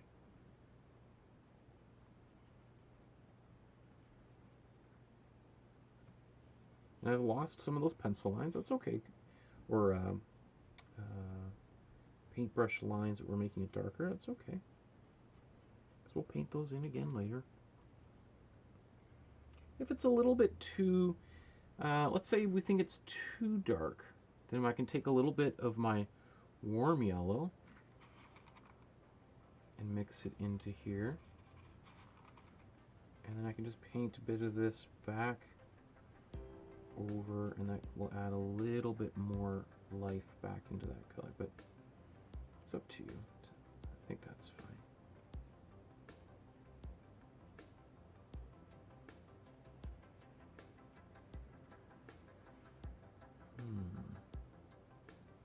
It's definitely gone a little bit too dark now as I'm looking at it. Get a little perspective, but I think when I do the highlight on here, in fact, maybe let's do a bit of that right now. I'm going to do, actually I'm going to take some yellow. I'm just going to paint this yellow, warm yellow over here.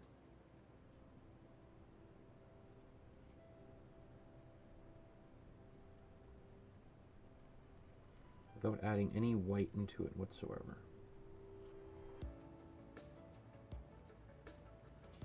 Now I'm going to add a little bit of white.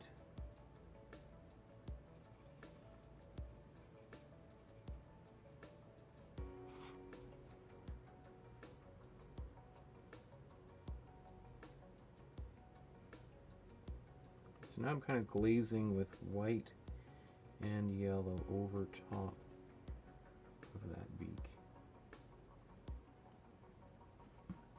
Okay. Then you can take call like a mop brush or any other brush, and I'm just going to blend a bit of that in.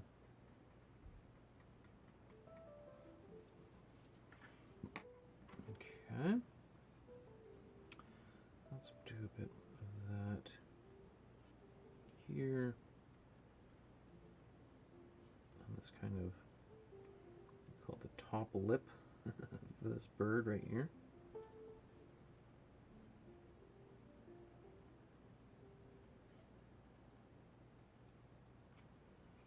I'm just going to go a little bit further and then blend, soften that up a bit.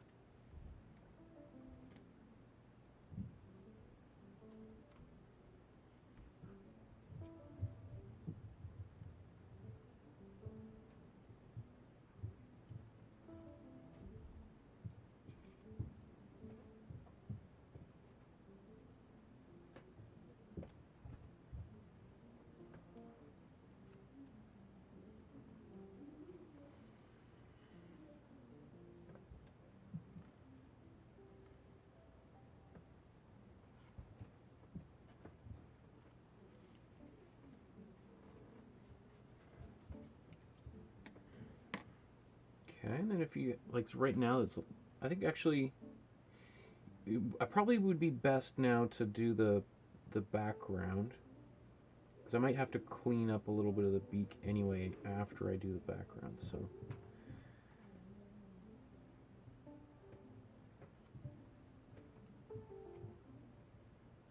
see he's got a bit of a little halo here of reflected light.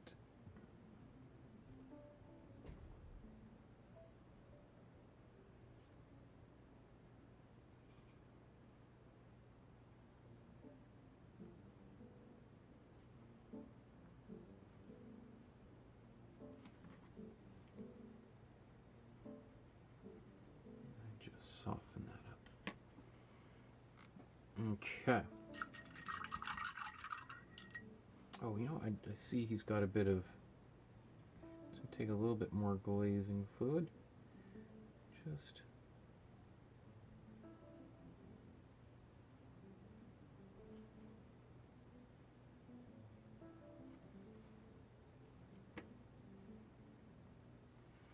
okay, that's probably, oh, I just see a little, see, every time I do, you see a little bit more. I see a bit of it's interesting seeing some yellow on top of there. Anyway, okay. So that's pretty good for the beak. I'm not sure how much more time I'll have to devote to it anyway. I might do, you know, the little, these lines on there later on. But let's do the background again. Because what I want to do is I want to paint that, and then I can afterwards have the lines from the feathers overlapping.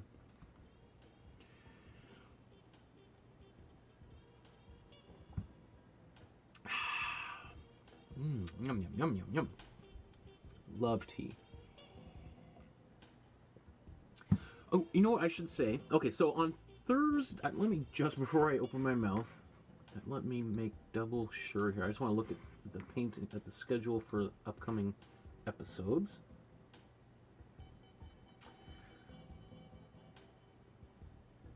Come on, load up.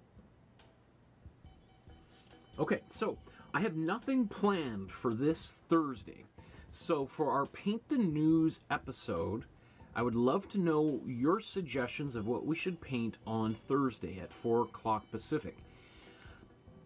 Now, before you all start throwing all sorts of things, I would suggest, since we're painting a Robert Bateman painting today, and Robert Bateman is an avid naturalist and environmentalist, and obviously a fan of animals, I would suggest that we paint an animal on Thursday.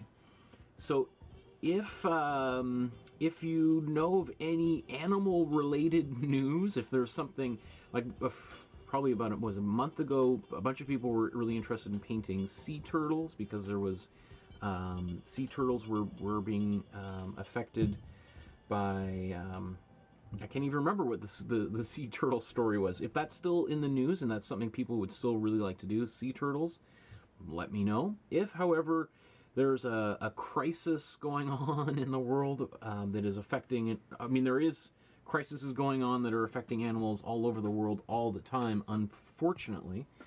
But if there's one of particular newsworthy, timely importance, that I'd be very interested to know what it is, and perhaps we could make that the focus of our painting on Thursday. So in the chat, feel free to put that in there. I'll also post something on the Facebook, which again, if you're not on the Facebook, join the Facebook, and that's where some of this conversation happens. So I just want to clean up. I've got a lot of brushes. I keep you really don't want to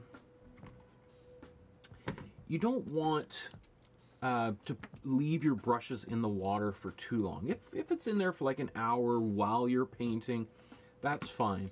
But I wouldn't leave my brushes in the water sitting like that overnight, because what ends up happening is you'll come back in the morning and all your brushes will now be like J-shaped. They'll all be curved.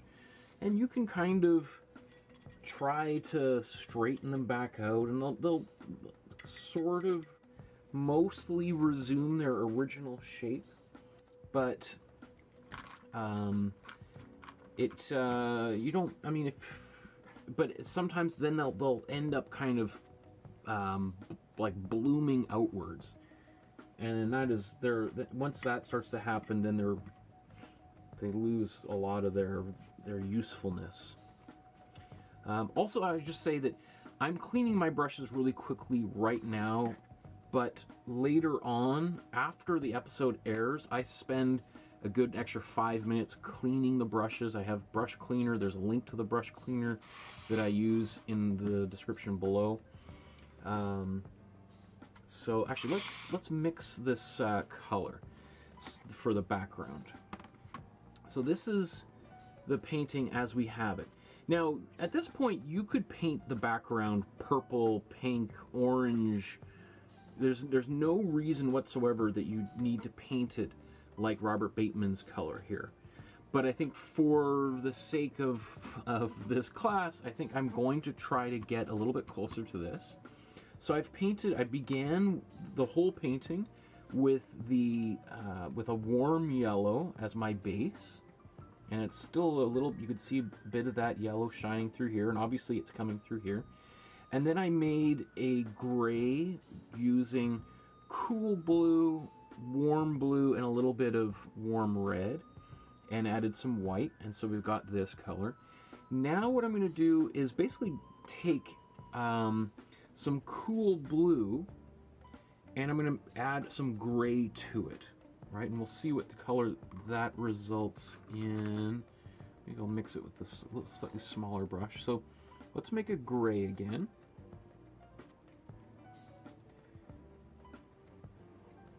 The black changes things very quickly, so you always want to, you know, if this was too dark right now, I would just start making another mixture right to the side, because it just drives, like, if you add too much black in your mixture, you're kind of out of luck. You just gotta, it's best just to mix it again. Otherwise, you're just gonna end up using so much color. I just added a bit more white on here because I got a big surface to paint, so I want to make sure if I mix this, I'm gonna have enough paint to cover it. Let's now add some cool blue to the mixture here.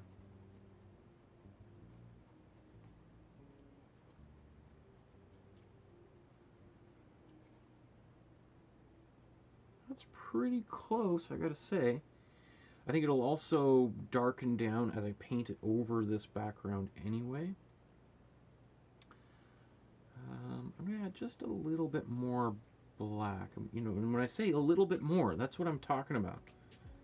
Sometimes when I teach these classes in person, I say add a little bit of black. I come back over, and people are basically painting with black, and I'm like, no. Like, when I say a little bit of black, I literally mean like 3 grains of, like, salt grains of black. Black is, you know, I always say, like, unless your paintings are black, you know, you're going to buy 1 tube of black paint that will last you years. Okay, I'm gonna actually mix even more of this. Oh, that was too much white. Okay, darn it. I won't need all of that white, so I'll just mix around it. You see how I mix, and then I take my brush and then spin it out to try to get some of the paint that's stuck inside the paintbrush up towards the metal part, the ferrule as it's called. Since I added all that, I need a little bit more blue back in here. And I'm going to add a little bit more black in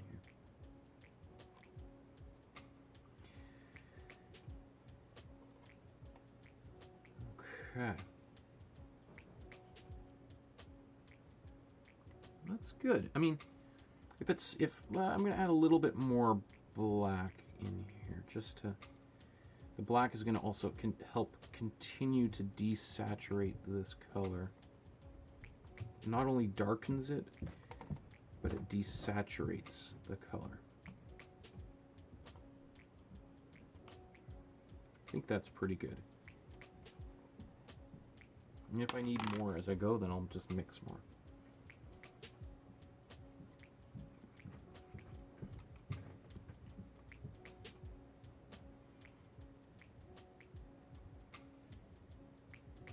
You know what? I'm going to add a little bit more blue in here. Let's get a little bit too boring gray. So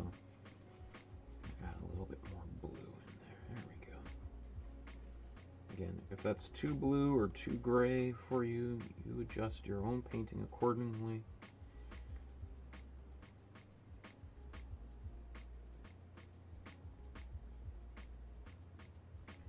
So this is going to be our final layer for the background. So to do this, it's probably a good idea to go a little overlapping the foreground a little bit, assuming you're planning on going back over some foreground elements.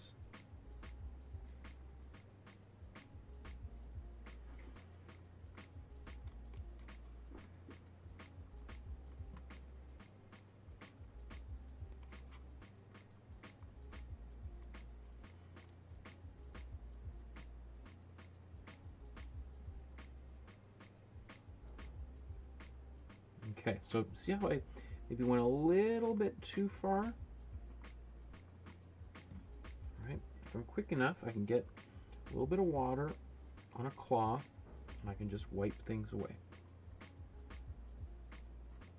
Oops, I think I got water on a cloth and made more problems elsewhere. Oops. And I just wiped more paint away. Now that can feel like a bit of a disaster. Don't worry. I made a mistake, but I'm going to fix that mistake. So this is what happens when you start wiping things with your paintbrush, is sometimes, or a cloth, sometimes you wipe off too much paint.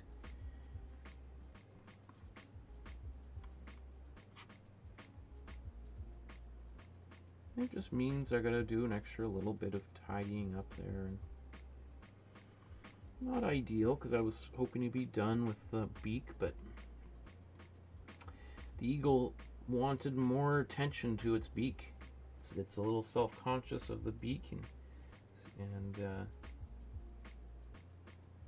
wanted a little bit more attention from the portraitist. You know, it's like a movie star that wants the lighting changed because they don't like one side of their face so much, right?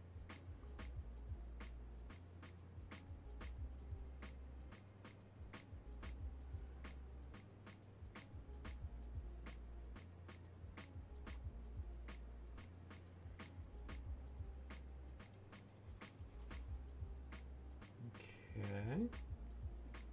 That's okay, right? It's hard to tell some of these brush strokes if that's just, if there's white in there. I think that's a little dry. So now we've got a bit more of a unified surface here.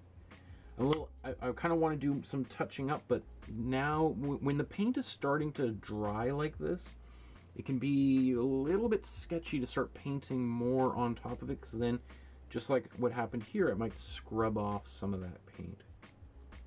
So maybe while that background is drying, I'm going to go in here and try to fix up this beak a bit. So I'm just going to take some of this yellow and darker colors that I'd mixed previously, and I'm just going to add some glazing fluid in here. I think there was some white on there too, wasn't there?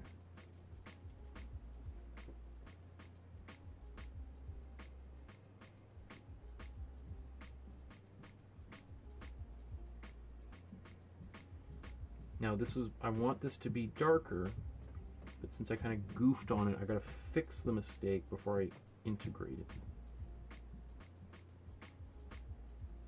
So I might actually have to let that dry.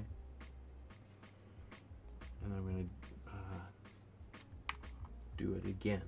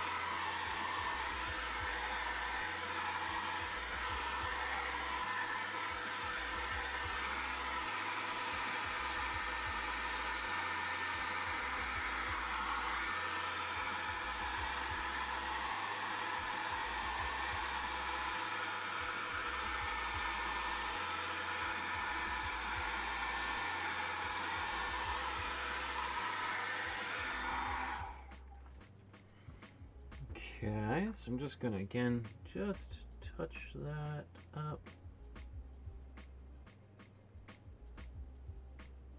I mean, I don't mind it, to be quite frank, right now, but just gonna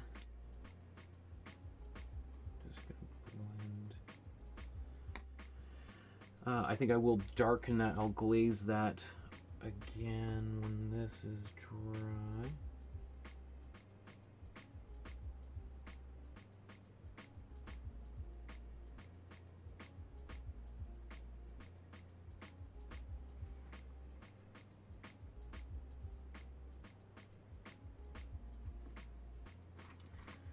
Actually, while I'm doing this, I'm just going to get a little bit more white on my brush.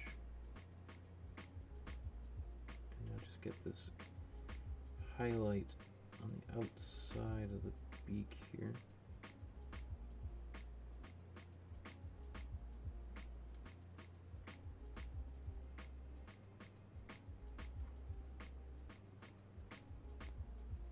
So this is why, remember I was saying you don't want to, you know, spend all this time perfecting, whoa, one part of the painting only to then find out that, you know, after you've done that, that you've got to go back and fix it again, right?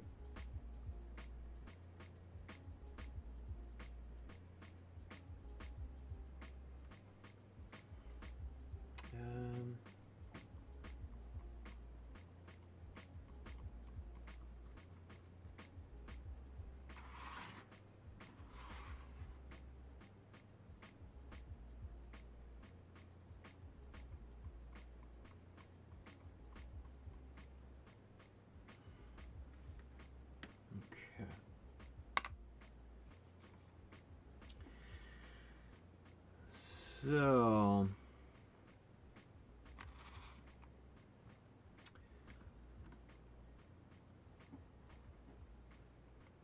I'm going to let a few things dry. Next thing I'm going to do, I'm going to work on the feathers by brightening them up.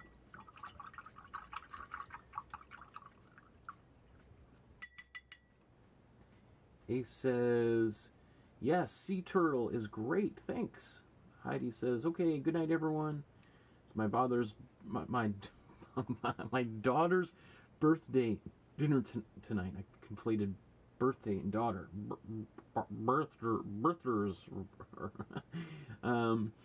My daughter's birthday tonight. Sue says, I'm finding this one quite relaxing. And Deborah says, yes, it is. I'm finishing my Dali's Christ on the Cross while I listen. I will do this tomorrow. This is so amazing just to watch, and I'm looking forward to doing it. Cool. Makes me happy to hear that. Okay.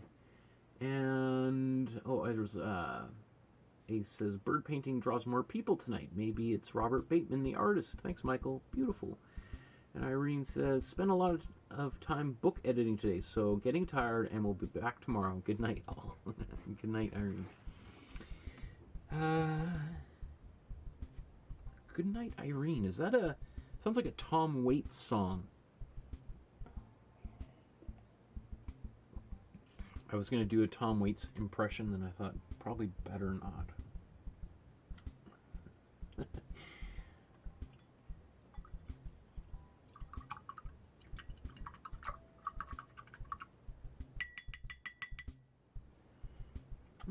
I don't know if anyone even knows who Tom Waits is. I'm not the biggest Tom Waits fan in the world.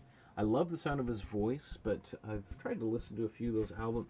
So, like, if I would love to go to a Tom Waits concert. I don't know if I'm not he's a really interesting personality, but as a not the kind of stuff that you play to just relax to. I guess his voice is so dark and deep and. Okay, anyway, what should we do next?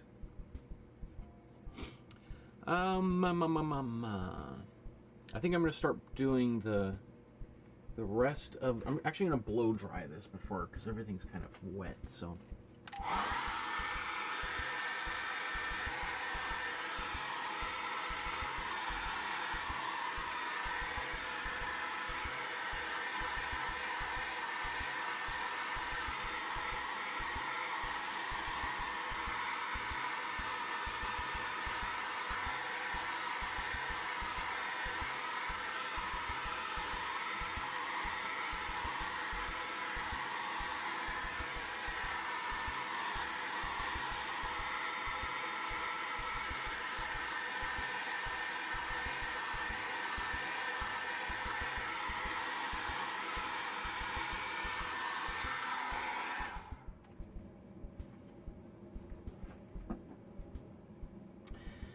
Okay, so let's zoom in on this.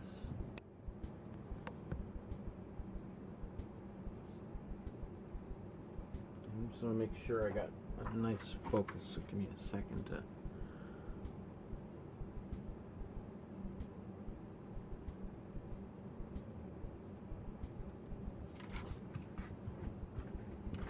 Should be in focus now.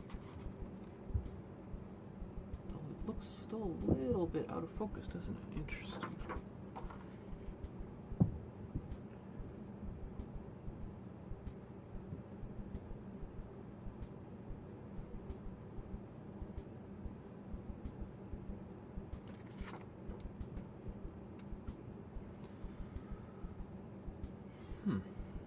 That is strange. Okay, well, anyway. So now what I want to do, I want to take my smallest brushes, and as we get kind of closer into the home stretch here, I'm going to use white and paint very tiny white lines on here. And I'm going to use mostly white paint. So I'm going to take some white. So put it off to the side here. There's a little bit of gray. Let's scoop out just pure white. I don't mind if I got a little bit, if as I'm painting it there's a little bit of white or gray that it gets onto the brush, because I want variation in here. I don't want it to be just one solid, you know, nothing in life is totally unified perfect, right? This eagle has been places and seen things. Okay, I'm gonna put a little bit of I'm gonna put a bit of slow dry medium in here, just to help with a little bit of the brushability, make it just a little bit smoother to paint. I don't want to put too much in, because then it's going to make the paint more transparent. Just a little bit to kind of just help me get smoother brush strokes. So I'm just going to work that in there. Nice sharp paintbrush.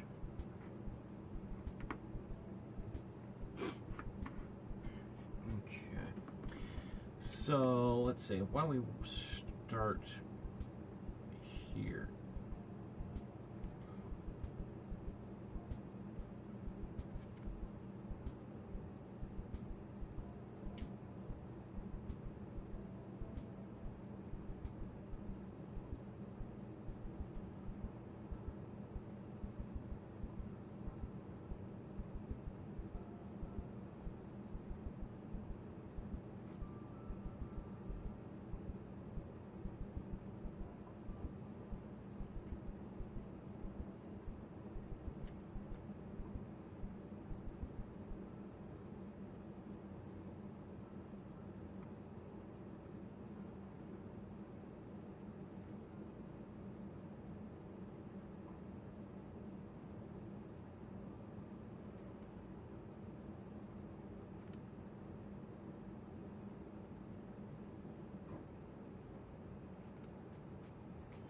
So this is a bit of, you know, obviously I probably, if I had more time, I would have built up more grays underneath this, so I would have a bit more of a really nice kind of structure underneath to paint over top of.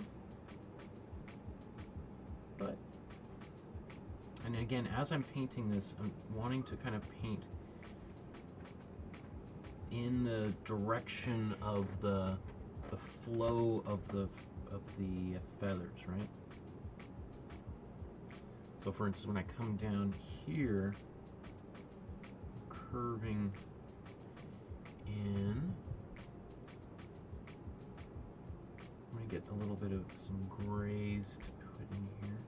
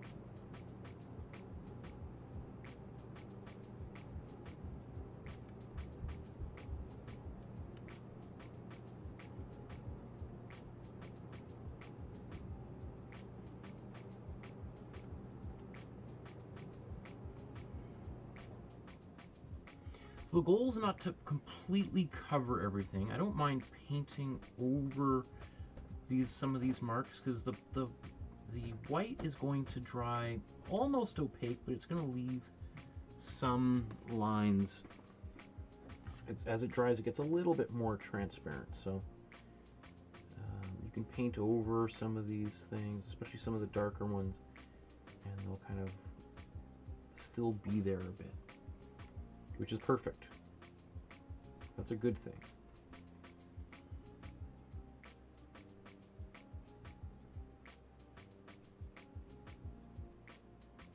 And if you go too heavy on this, then you'll just paint a little bit of gray on afterwards.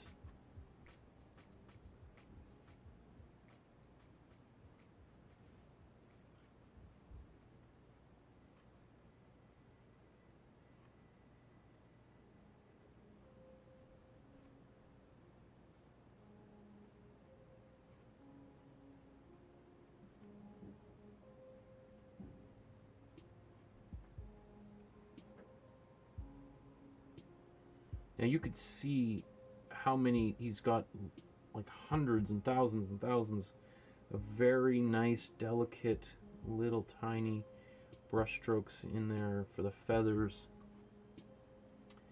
I'd like to get this painting finished within the next half hour, so I'm not going to give my painting the same level of finish as his. But I think for, our purpose, if we can get, if you're doing sort of what I'm up to here, I think you'll be pretty happy with the results.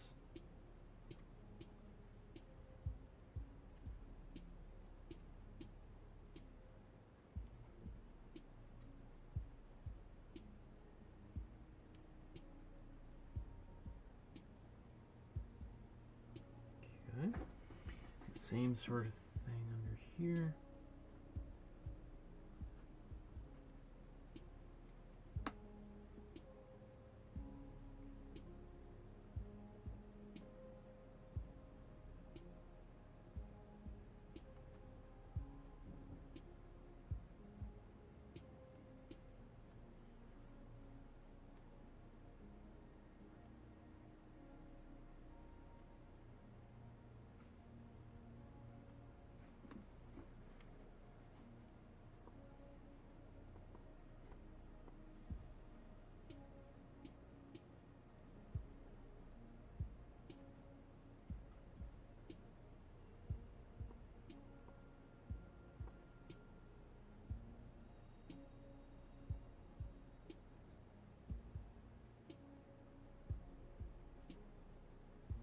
So the reason why these are brighter and more opaque is that there's virtually no slow dry medium anymore. It's basically just pure white, which is fine. Like, I started kind of slow, and I can let these might have to do a few layers up here, but if I'm being cautious,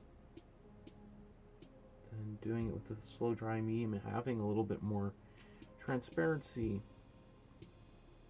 will allow me that freedom to make a few mistakes. The other thing that I was sort of going for was a little bit of a fuzzy kind of quality, almost like a shallow depth of field in photography, where things get a little bit fuzzy in the background.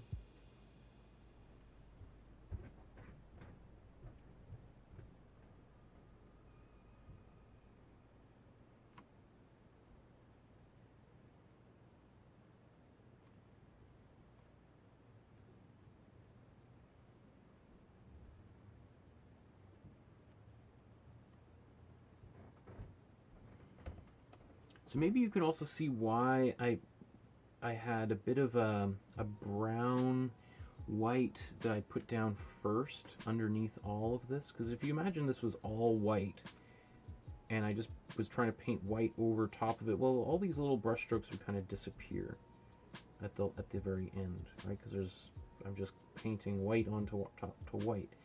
Now I'm painting kind of like white onto a very subtle off-white. And so these brush strokes will actually stand out much more. As much as you want them to.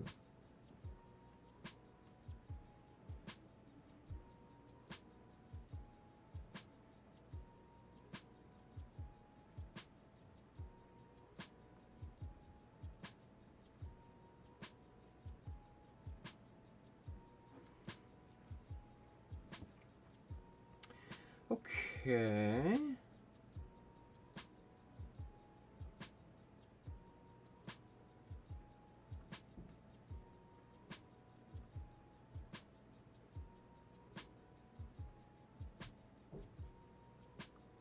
Let's do the same thing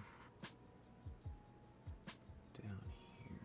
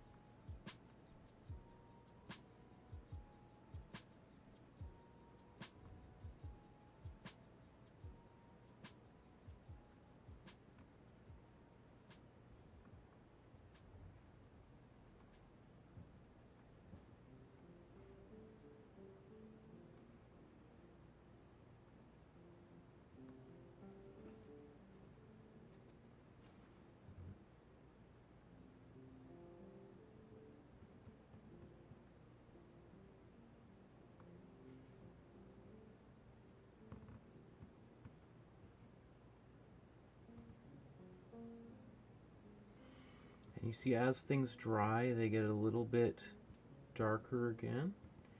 And then you can go back over and continue to make them a little bit more opaque again.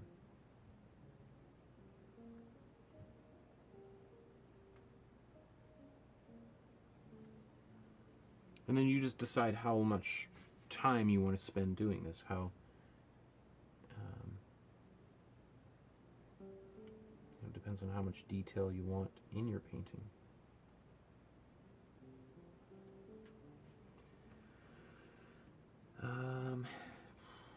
I guess I am going to add a little bit of black into this.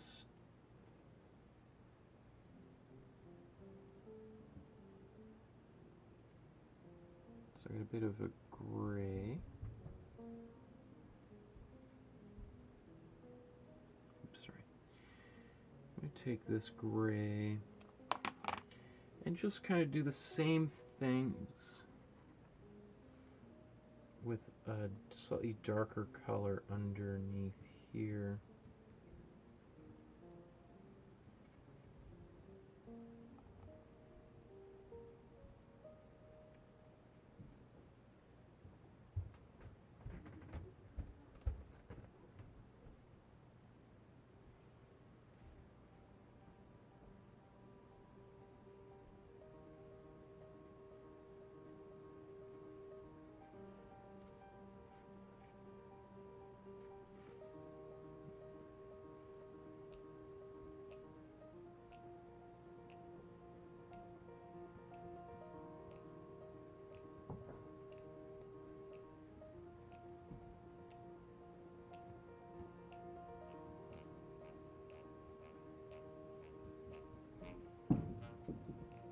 So it's this sort of back and forth, building up and tearing down and covering up, which, you know, I could imagine is sort of frustrating for some beginners and who just want the fastest, quickest way to get it done.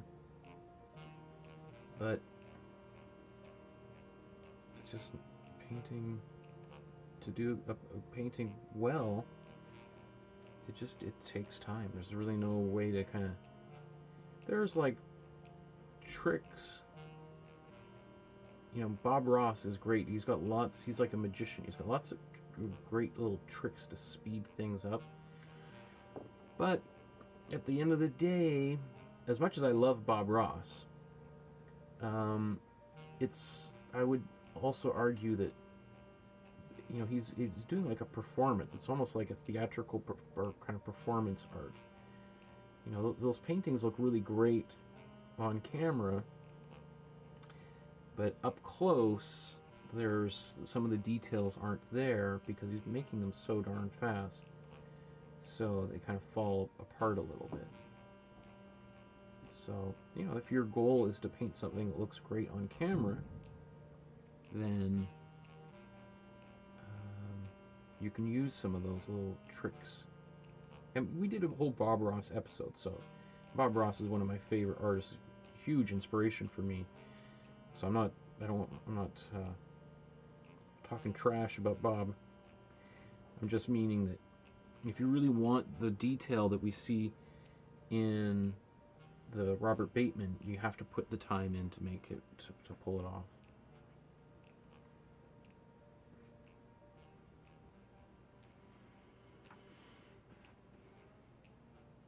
Okay, so now I'm just going to add a little bit more black to this gray.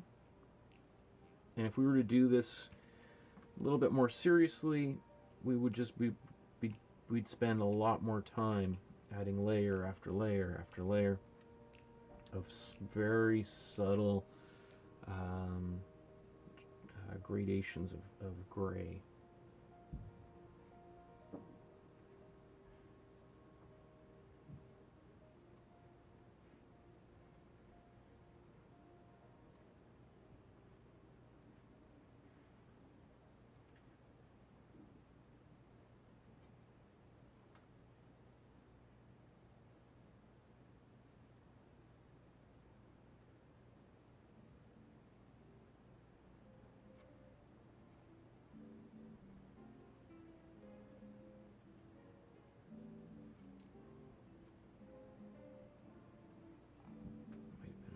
Too dark, but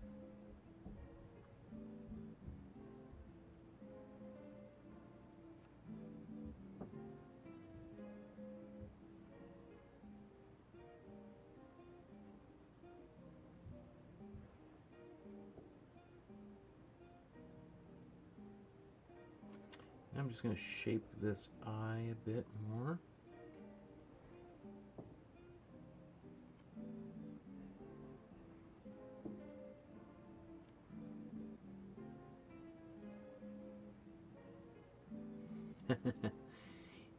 Is that a good night, Irene? Yeah, that is a.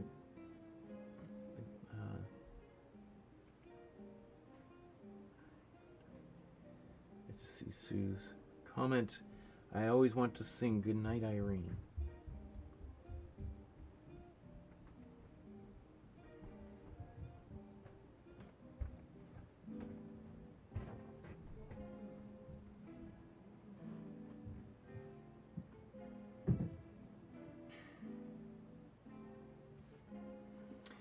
Okay, now I have this darker white on my palette, or dark gray on to be.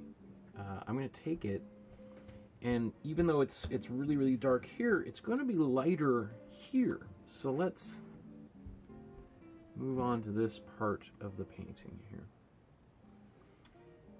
and putting like little highlights around these edges here.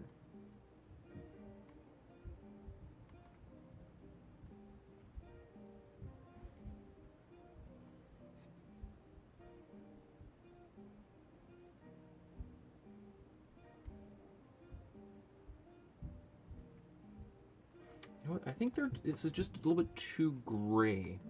So what I want a bit more of a brown color. So I'm going to mix a brown again. Let's mix, I'm going to take my warm blue, warm red, warm yellow. I'm going to mix this brown. Perfect. And I'm going to take that and put it into where I'm mixing my grays down here. So now that color will be, so now I don't just have a gray, I'm going to mix this into the gray. So black, white,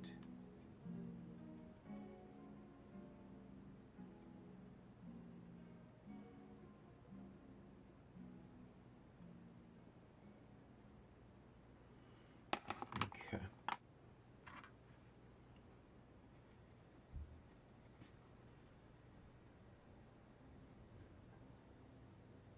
I don't know if you can notice, it's super subtle difference, but one was just like a pure gray, and it felt like it really just kind of stuck out like a sore thumb on top of this. So by adding a bit of brown into the gray, it's going to integrate a little bit more effectively.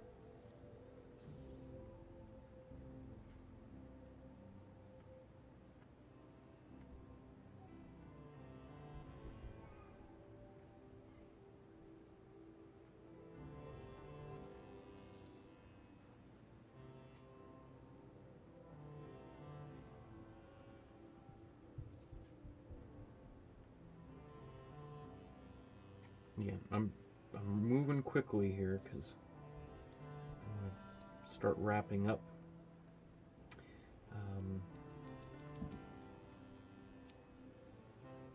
But you take your time as much as you like here.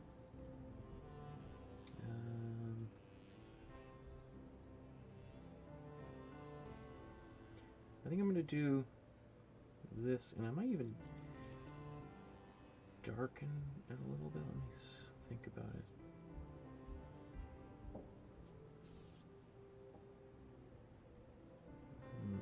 I feel like I might, yeah.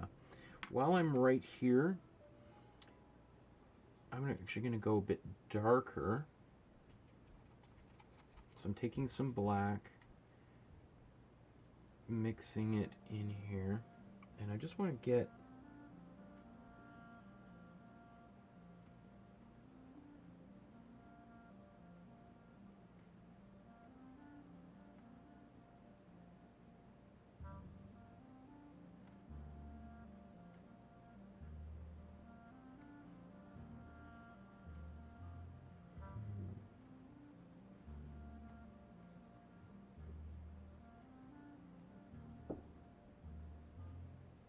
get these kind of the shadowy areas to be darker.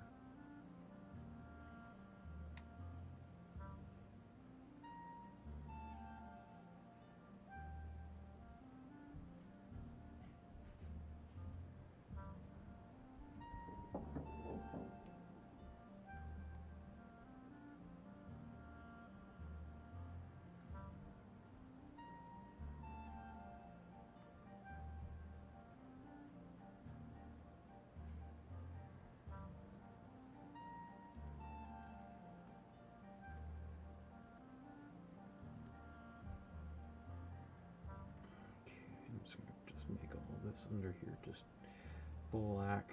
Well, it's not black, it's a very, very dark brown. So I just put black and brown together.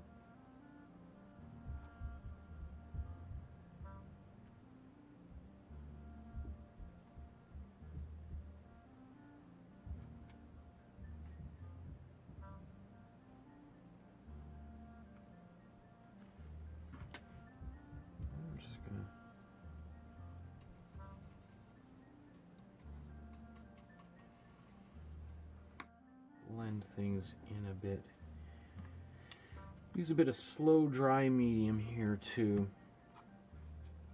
I'm going to go back, take the slow dry medium with some black. I'm going to go over some of this white stuff that I was just painting, just to kind of integrate it a little bit more. There we go. It's almost sort of darkening everything down. As I move up towards the top, I less and less of a need to do this, but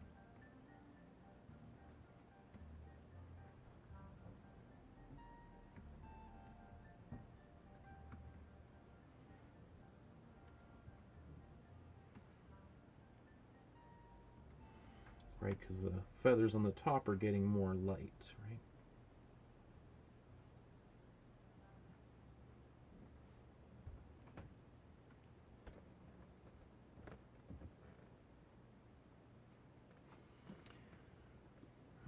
Okay.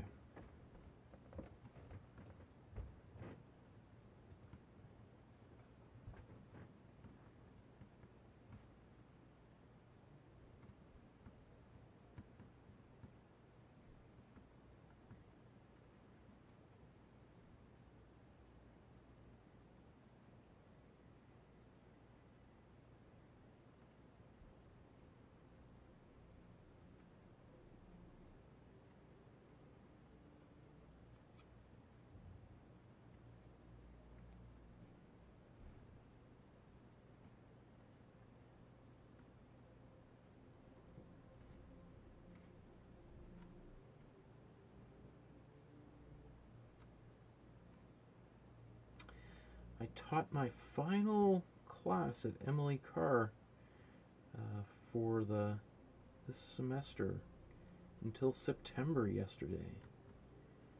Oh my goodness! So technically, I'm officially on. Well, I still got days worth of grading to do, and then I got to work on my graphic novel. But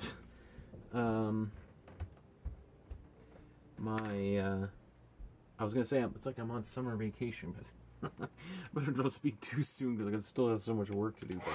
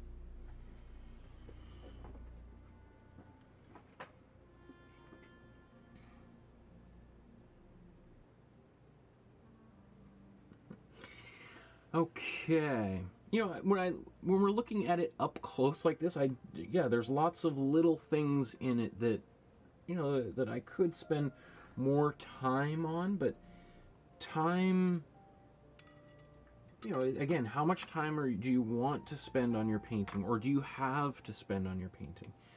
I'm gonna go with a little bit of the gray here, and I am so this white and gray here, and I'm going to go a little bit darker, and very lightly, this might even be a little bit too bright, so I'm just going to darken it down just a bit, and try to get these edges, and I'm doing them as small little.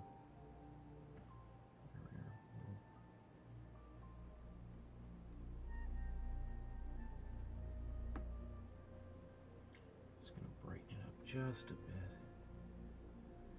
A little bit too dark. It's how much, depending on how much time you have, and there we go.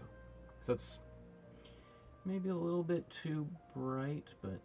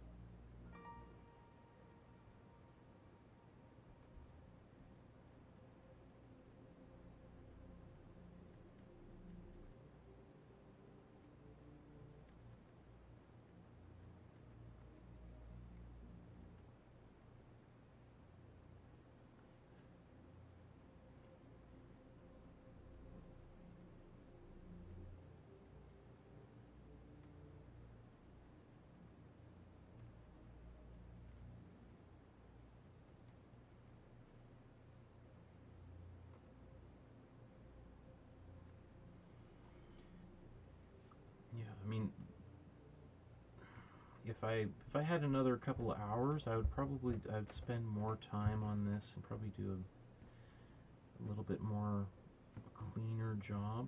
You can add sort of feathers wherever you want. This is why, again, I don't want you to spend too much time on that, or get too worried about that initial sketch disappearing, right? When we did the photo transfer there, because things get covered up and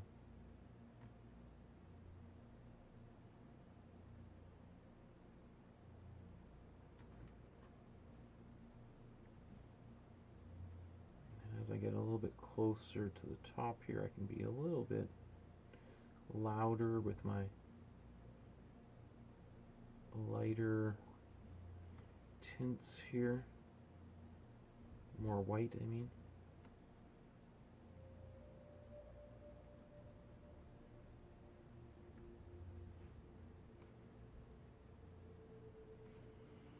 Right, and then as things are kind of drying, you know, that white is going to kind of get more and more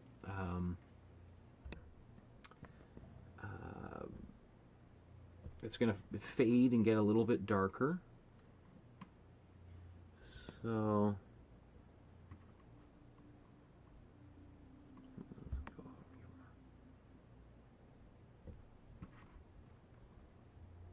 here. Okay. Thank you, Deborah. Deborah says, Michael, your eagle is simply beautiful. Thank you.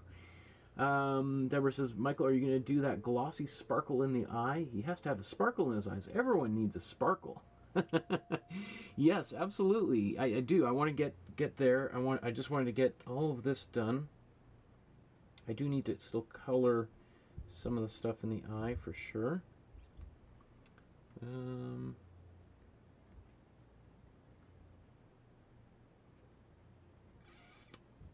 feel like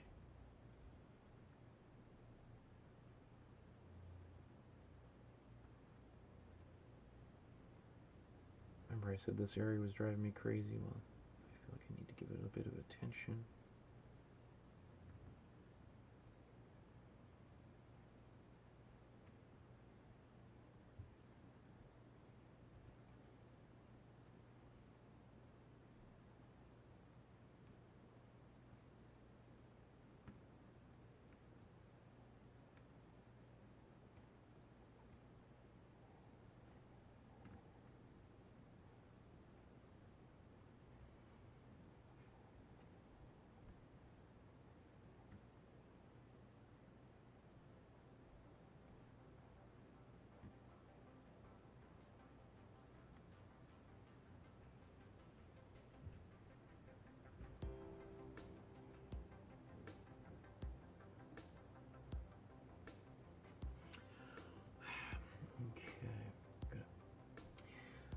Okay, so for the eye, what color is the eye? Actually, let's zoom back in. Look at all these beautiful little marks. That's just gorgeous. Absolutely gorgeous. So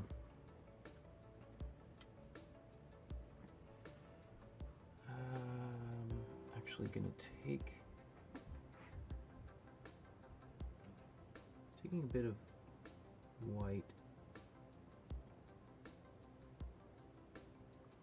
and I'm painting over this just to get the structure back a bit here.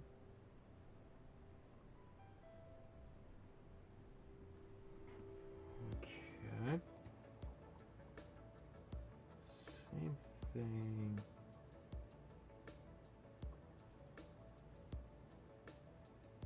Here, so I'm painting it white. I'm going to paint it a different color in a moment, but the white is going to act as a sort of placeholder there for me. And I'm just going to use a bit of a darker color.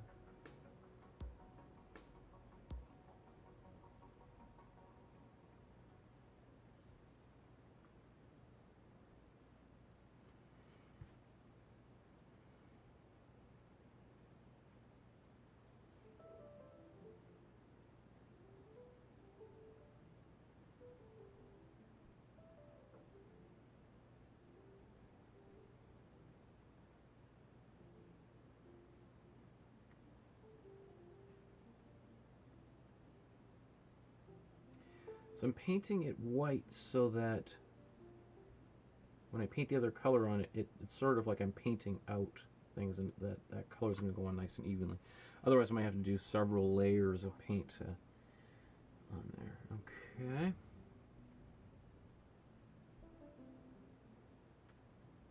Have the sparkle on the eye. So the actual purpose of putting something like that is it tells us that the eye is wet, that there's a reflection on there, right? It's not, unlike everything else, none of this other stuff would have reflections on it that would be glassy like that, because they're a totally different texture.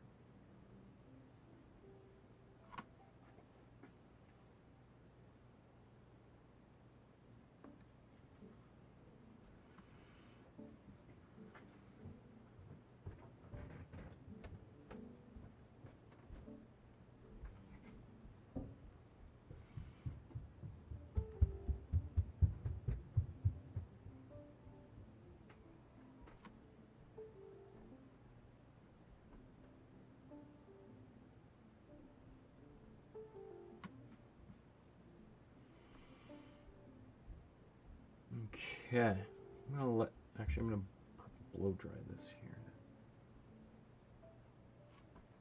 Speed this process up.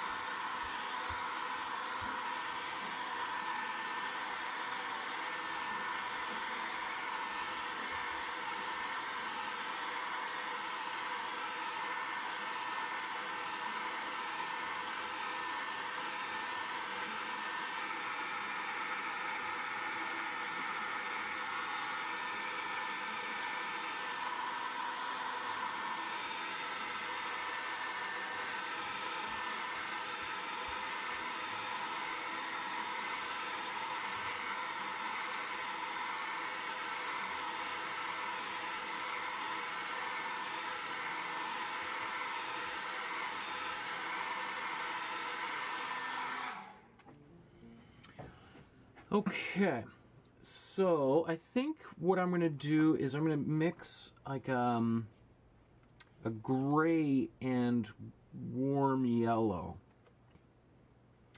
So where's my... these palettes get a little bit muddy towards the end of the painting, right? So where do I have any white left? Here's some white. Take a tiny bit of black. Ah, too much black.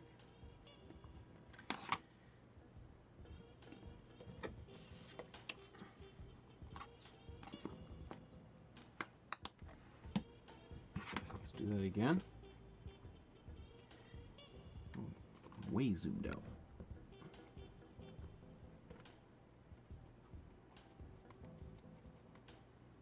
This kind of mid-tone here, gray. And then I'm going to bring that down, this gray, here into my yellows. I'll rub this in. And this would be a perfect color for doing a little bit of glazing. And I can even apply that a little bit on here. So I'm going to take my glazing fluid,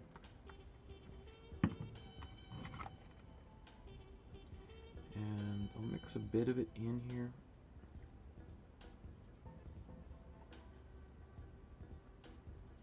And I'm going to take a small brush. Okay. I'm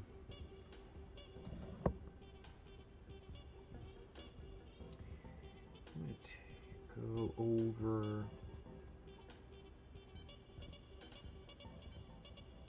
these lines.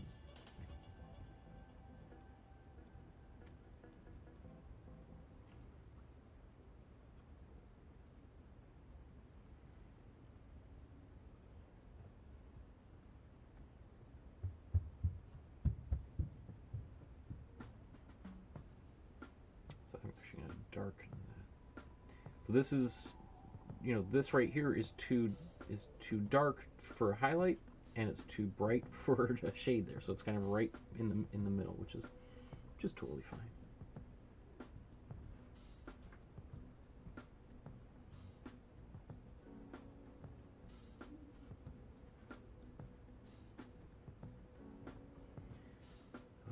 Okay.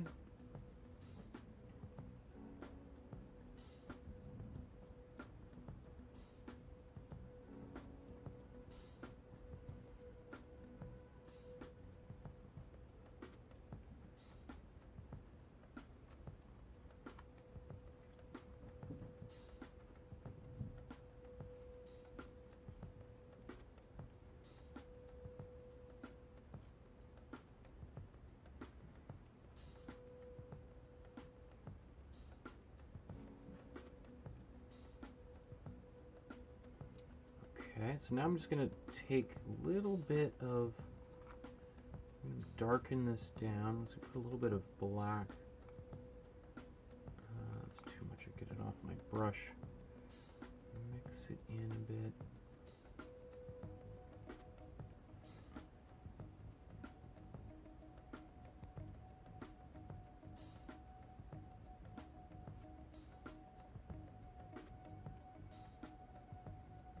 So I'm kind of glazing with this yellow.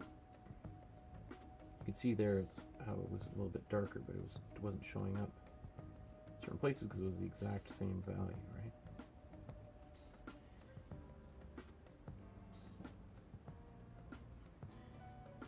Okay, so I'm taking it and slowly darkening. Oops. Well, I mean, it doesn't matter. That's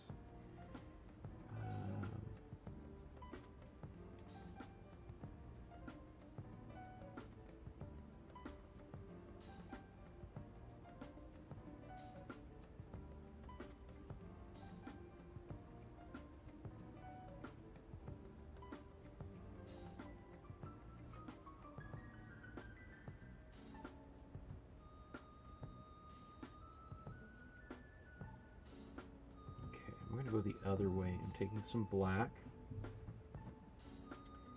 and I'm going to paint this black right in here.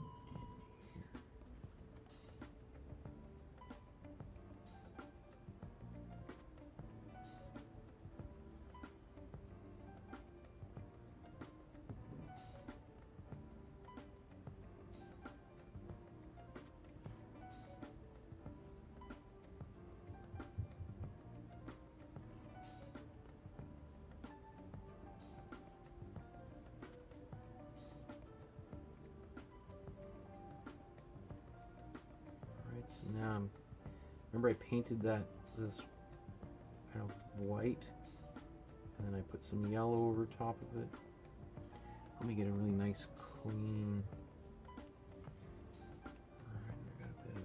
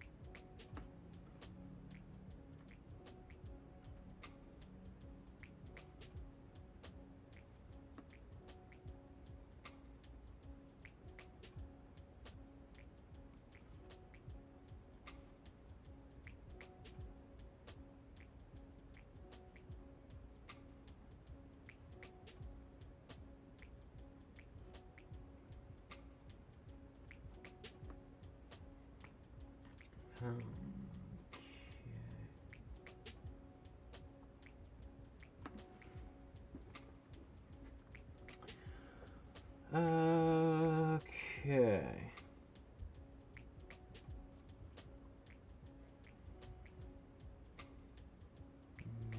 Now what I want to do is add a little bit of shading in here and modify this. So I'm just going to take my, before I put that in the water, there. So I've been using this here. I'm going to lighten it up and add a bit of the glazing fluid. So I'm going to glaze with this a little bit darker color.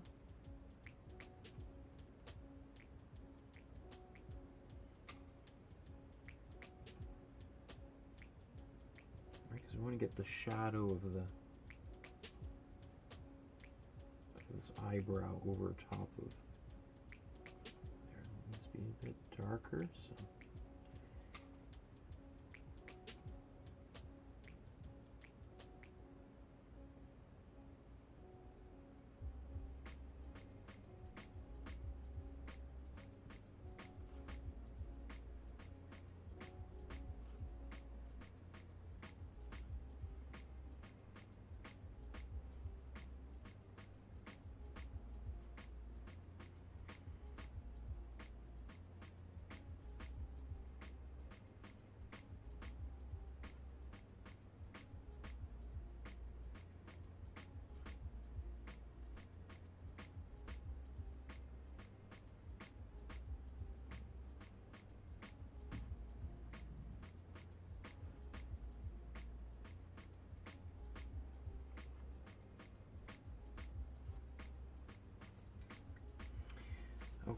Okay, now I'm going to actually do the same thing. I'm just going to, I need a little more slow dry medium to make it more transparent.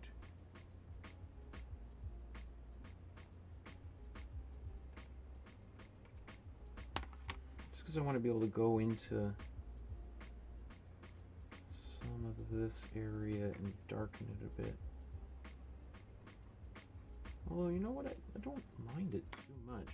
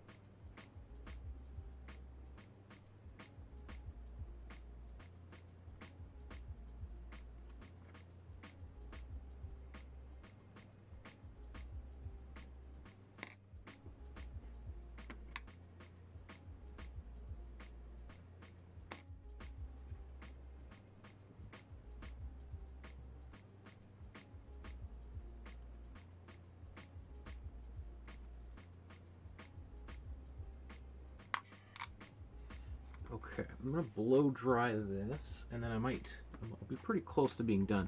Obviously, I don't have time to do all the detail he's got.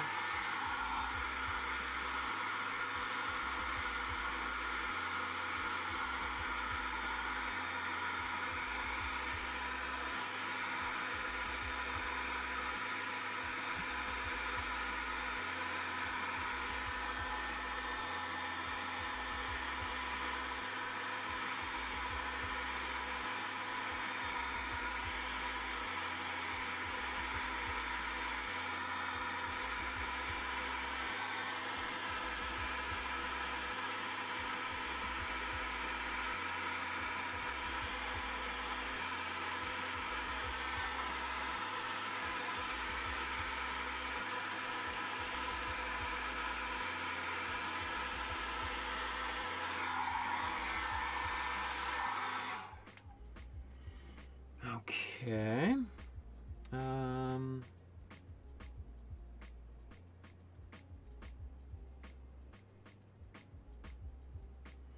want to add this little line here.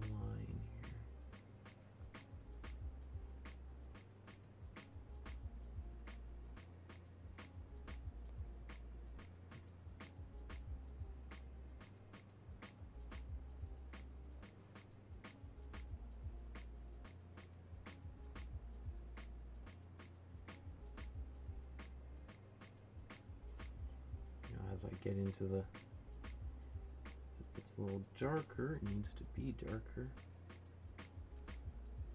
It's a little heavy-handed, Michael.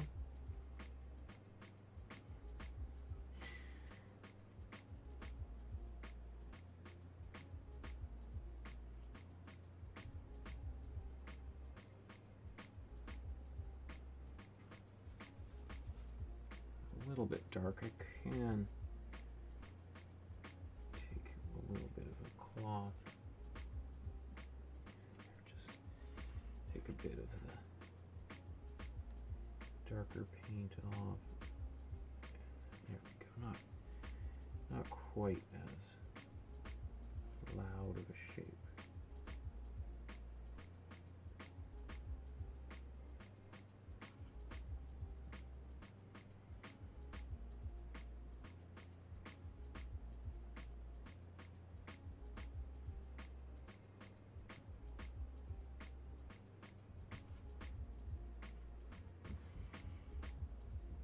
Okay, I think, given the time constraints, I think I might be happy with just walking away at this point here. Let's just see them side by side.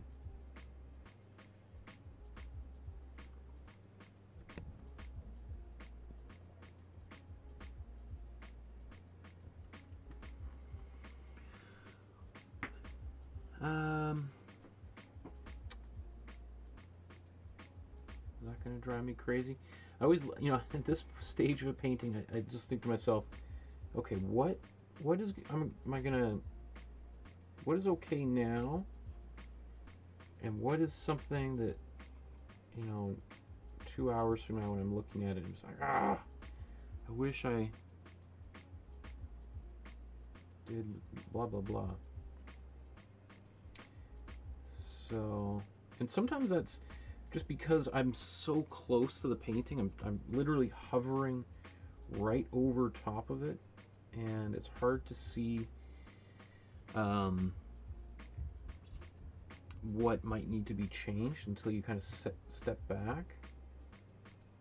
So ideally, you know, at this stage of the process, I would kind of stop for like half an hour and just stand and look at it and see if everything's kind of working, what needs to be changed, if anything.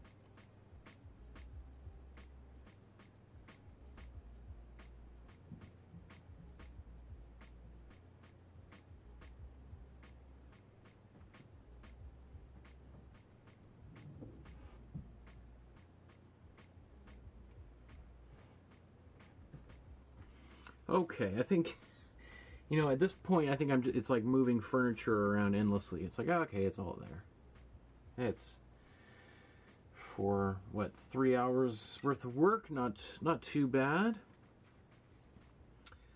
Okay, so let's see see in the chat there, Ace says, I'm trying water mixable oil colors for the eagle. It looks okay. Cool. I've never used the water soluble oil paints before.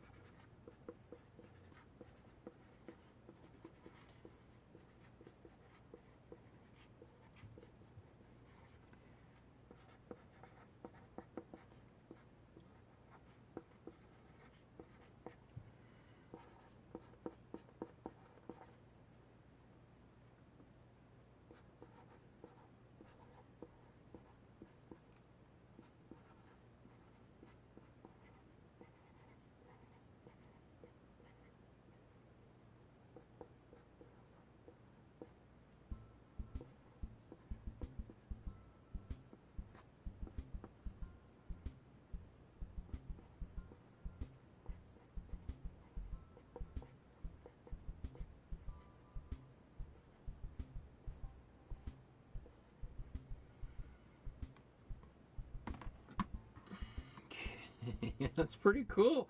That's such a wild thing to see, this thing that I used to draw obsessively.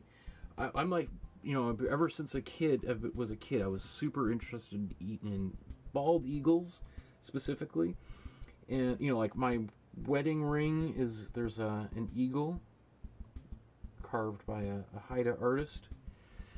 On our wedding day, my wife and I, there were 2 eagles that were circling the wedding, which I thought was like a great omen, right? My wife and I, 2 eagles circling in the sky together. So this is really cool. This is meaningful, quite meaningful to me. So if you found today's episode helpful, interesting, funny,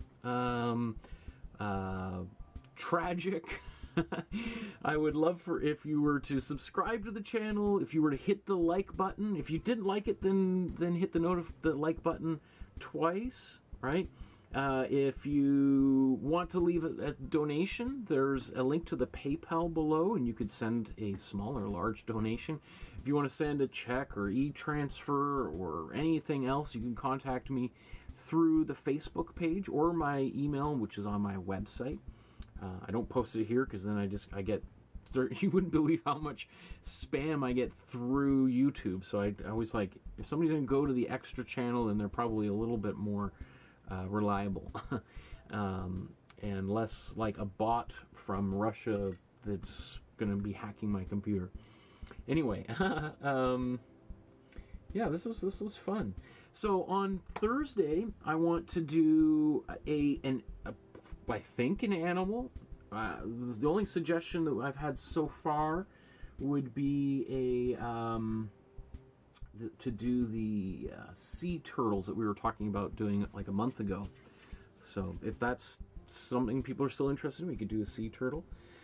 But I'll post something on the Facebook page and we can continue the conversation there. I saw a question. Lori says, I have some canvas board that has plastic embedded in the canvas from the wrapping. Are they okay to use? Like, I assume, like, you mean like when you took the plastic off, there were pieces of plastic that were still trapped on the, you know, I don't know, maybe they put the plastic on while the gesso was still drying? Well, if you can't get it off, I mean, you could try sanding it. The sanding might help shred that plastic and help get the plastic off. If that doesn't work, what I would suggest is if you have some gesso, you could put gesso over top of that plastic and then let it dry and then sand that so that at least the plastic is now under a layer of paint. Now, we're painting acrylic, and acrylic is a plastic, right? So the paint will stick to the plastic, assuming the plastic is really in there and it's not going to peel off at any point. Otherwise, it's going to peel your painting off the top. So you're pretty safe painting on the plastic. I mean, it's obviously not ideal. It's not super archival. If it ends up being $1 million artwork, then and it goes into a museum, then it's the curator and the conservator's problem, right? And you just be like, well, you guys figure it out, right? I did the work, you guys, you know, it's your problem to figure out how to make it last. It's, you know, I've painted on all sorts of, like, a good example is, a famous story is that all of the paintings that Picasso made for himself and his family, he used the best materials possible, he used the best techniques possible, so that those paintings would last, you know, if they're cared for, forever. On the other side of things that he made for other people that he knew that he was giving away or selling, he used the, you know, cheaper materials, and like painting on cardboard, which is not archival, you know, found canvas, all sorts of junk that and then he would sell them for millions of dollars, because he was just like, whatever, you know, like, if you can afford a couple $1 million to buy one of my paintings, you can afford a couple $1 million to help somebody conserve and fix that painting 20, 30 years from now, long after I'm dead. He just washes his hands of it. So there's lots of different opinions on archivalness and the materials you use and the quality and how to care for it. But, you know, I would say, you know, for our purpose, a little thing like that, a little bit of plastic stuck to the canvas, as long as it's, if you don't mind it, it might leave some texture coming through, but again, if you can gesso it and sand it down and it disappears, then it's not a problem at all. Whether it's that plastic starts to fall apart over 20, 30 years and eventually causes a discoloration in the canvas, that's up to you. Like, how are you worried about this painting lasting 30 years? And if it's a really, really important painting that, you know, of a family member or something you plan to give to somebody or sell to somebody, then I do think it's worth trying to use the best materials possible. But, you know, these canvas boards, especially if you're buying them from the dollar store, the stuff in, who knows what kind of, you know, cheap materials actually inside of them, what kind of cardboard is inside. That's why I transitioned to using a little bit more expensive material, which is slightly higher quality, so I don't have to worry so much about whether the painting itself is going to fall apart over time. But I mean, well, like we've talked, like, for instance, Bill Traylor, the artist we did a master study on, I don't know how many months ago that was, or late February, I think, right? He was painting on found scraps of paper. Maud Lewis was painting on scrap pieces of wood her husband would find, you know, you know, he was a laborer that was doing carpentry, and he would, you know, be repairing somebody's roof and just tear off a piece of wood off of the roof, and then give that piece of wood that had been, you know, soaked with rain and varnish and all sorts of weird materials, and you know, and she would paint on it, and those paintings have, for the most part, survived pretty well intact. You know, I'm sure there's some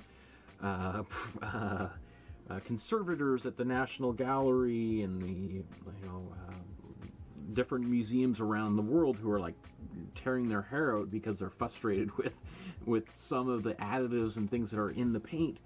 But ultimately, you know, that's their problem, I guess. Long story short, anyway. I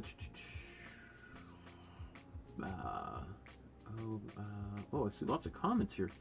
May says, your eagle looks great, Michael. And Joshua says, do a bull or an ox or a cow. Those are very cool. Lori says, thanks, Michael. Deborah says, the rescued baby elephant that was in the news. It fell in a well, and the village rescued it. Oh, I didn't hear about that. I gotta check that out. Gail says, beautiful, Michael. Good night, everyone. Won't be able to join you again for a week or so. Stay calm and paint on. See you soon. I like that. Stay calm and paint on. Deborah says, I like the turtle thought.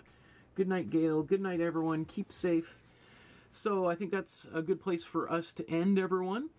We will see you in a couple of days. We'll continue our conversation, probably also talking about Robert Bateman, because he will probably have inspired our painting that we're going to do in a few days. Maybe we'll approach it in a similar sort of way so we can kind of build on some of the ideas that that I've learned that I can impart with you guys then.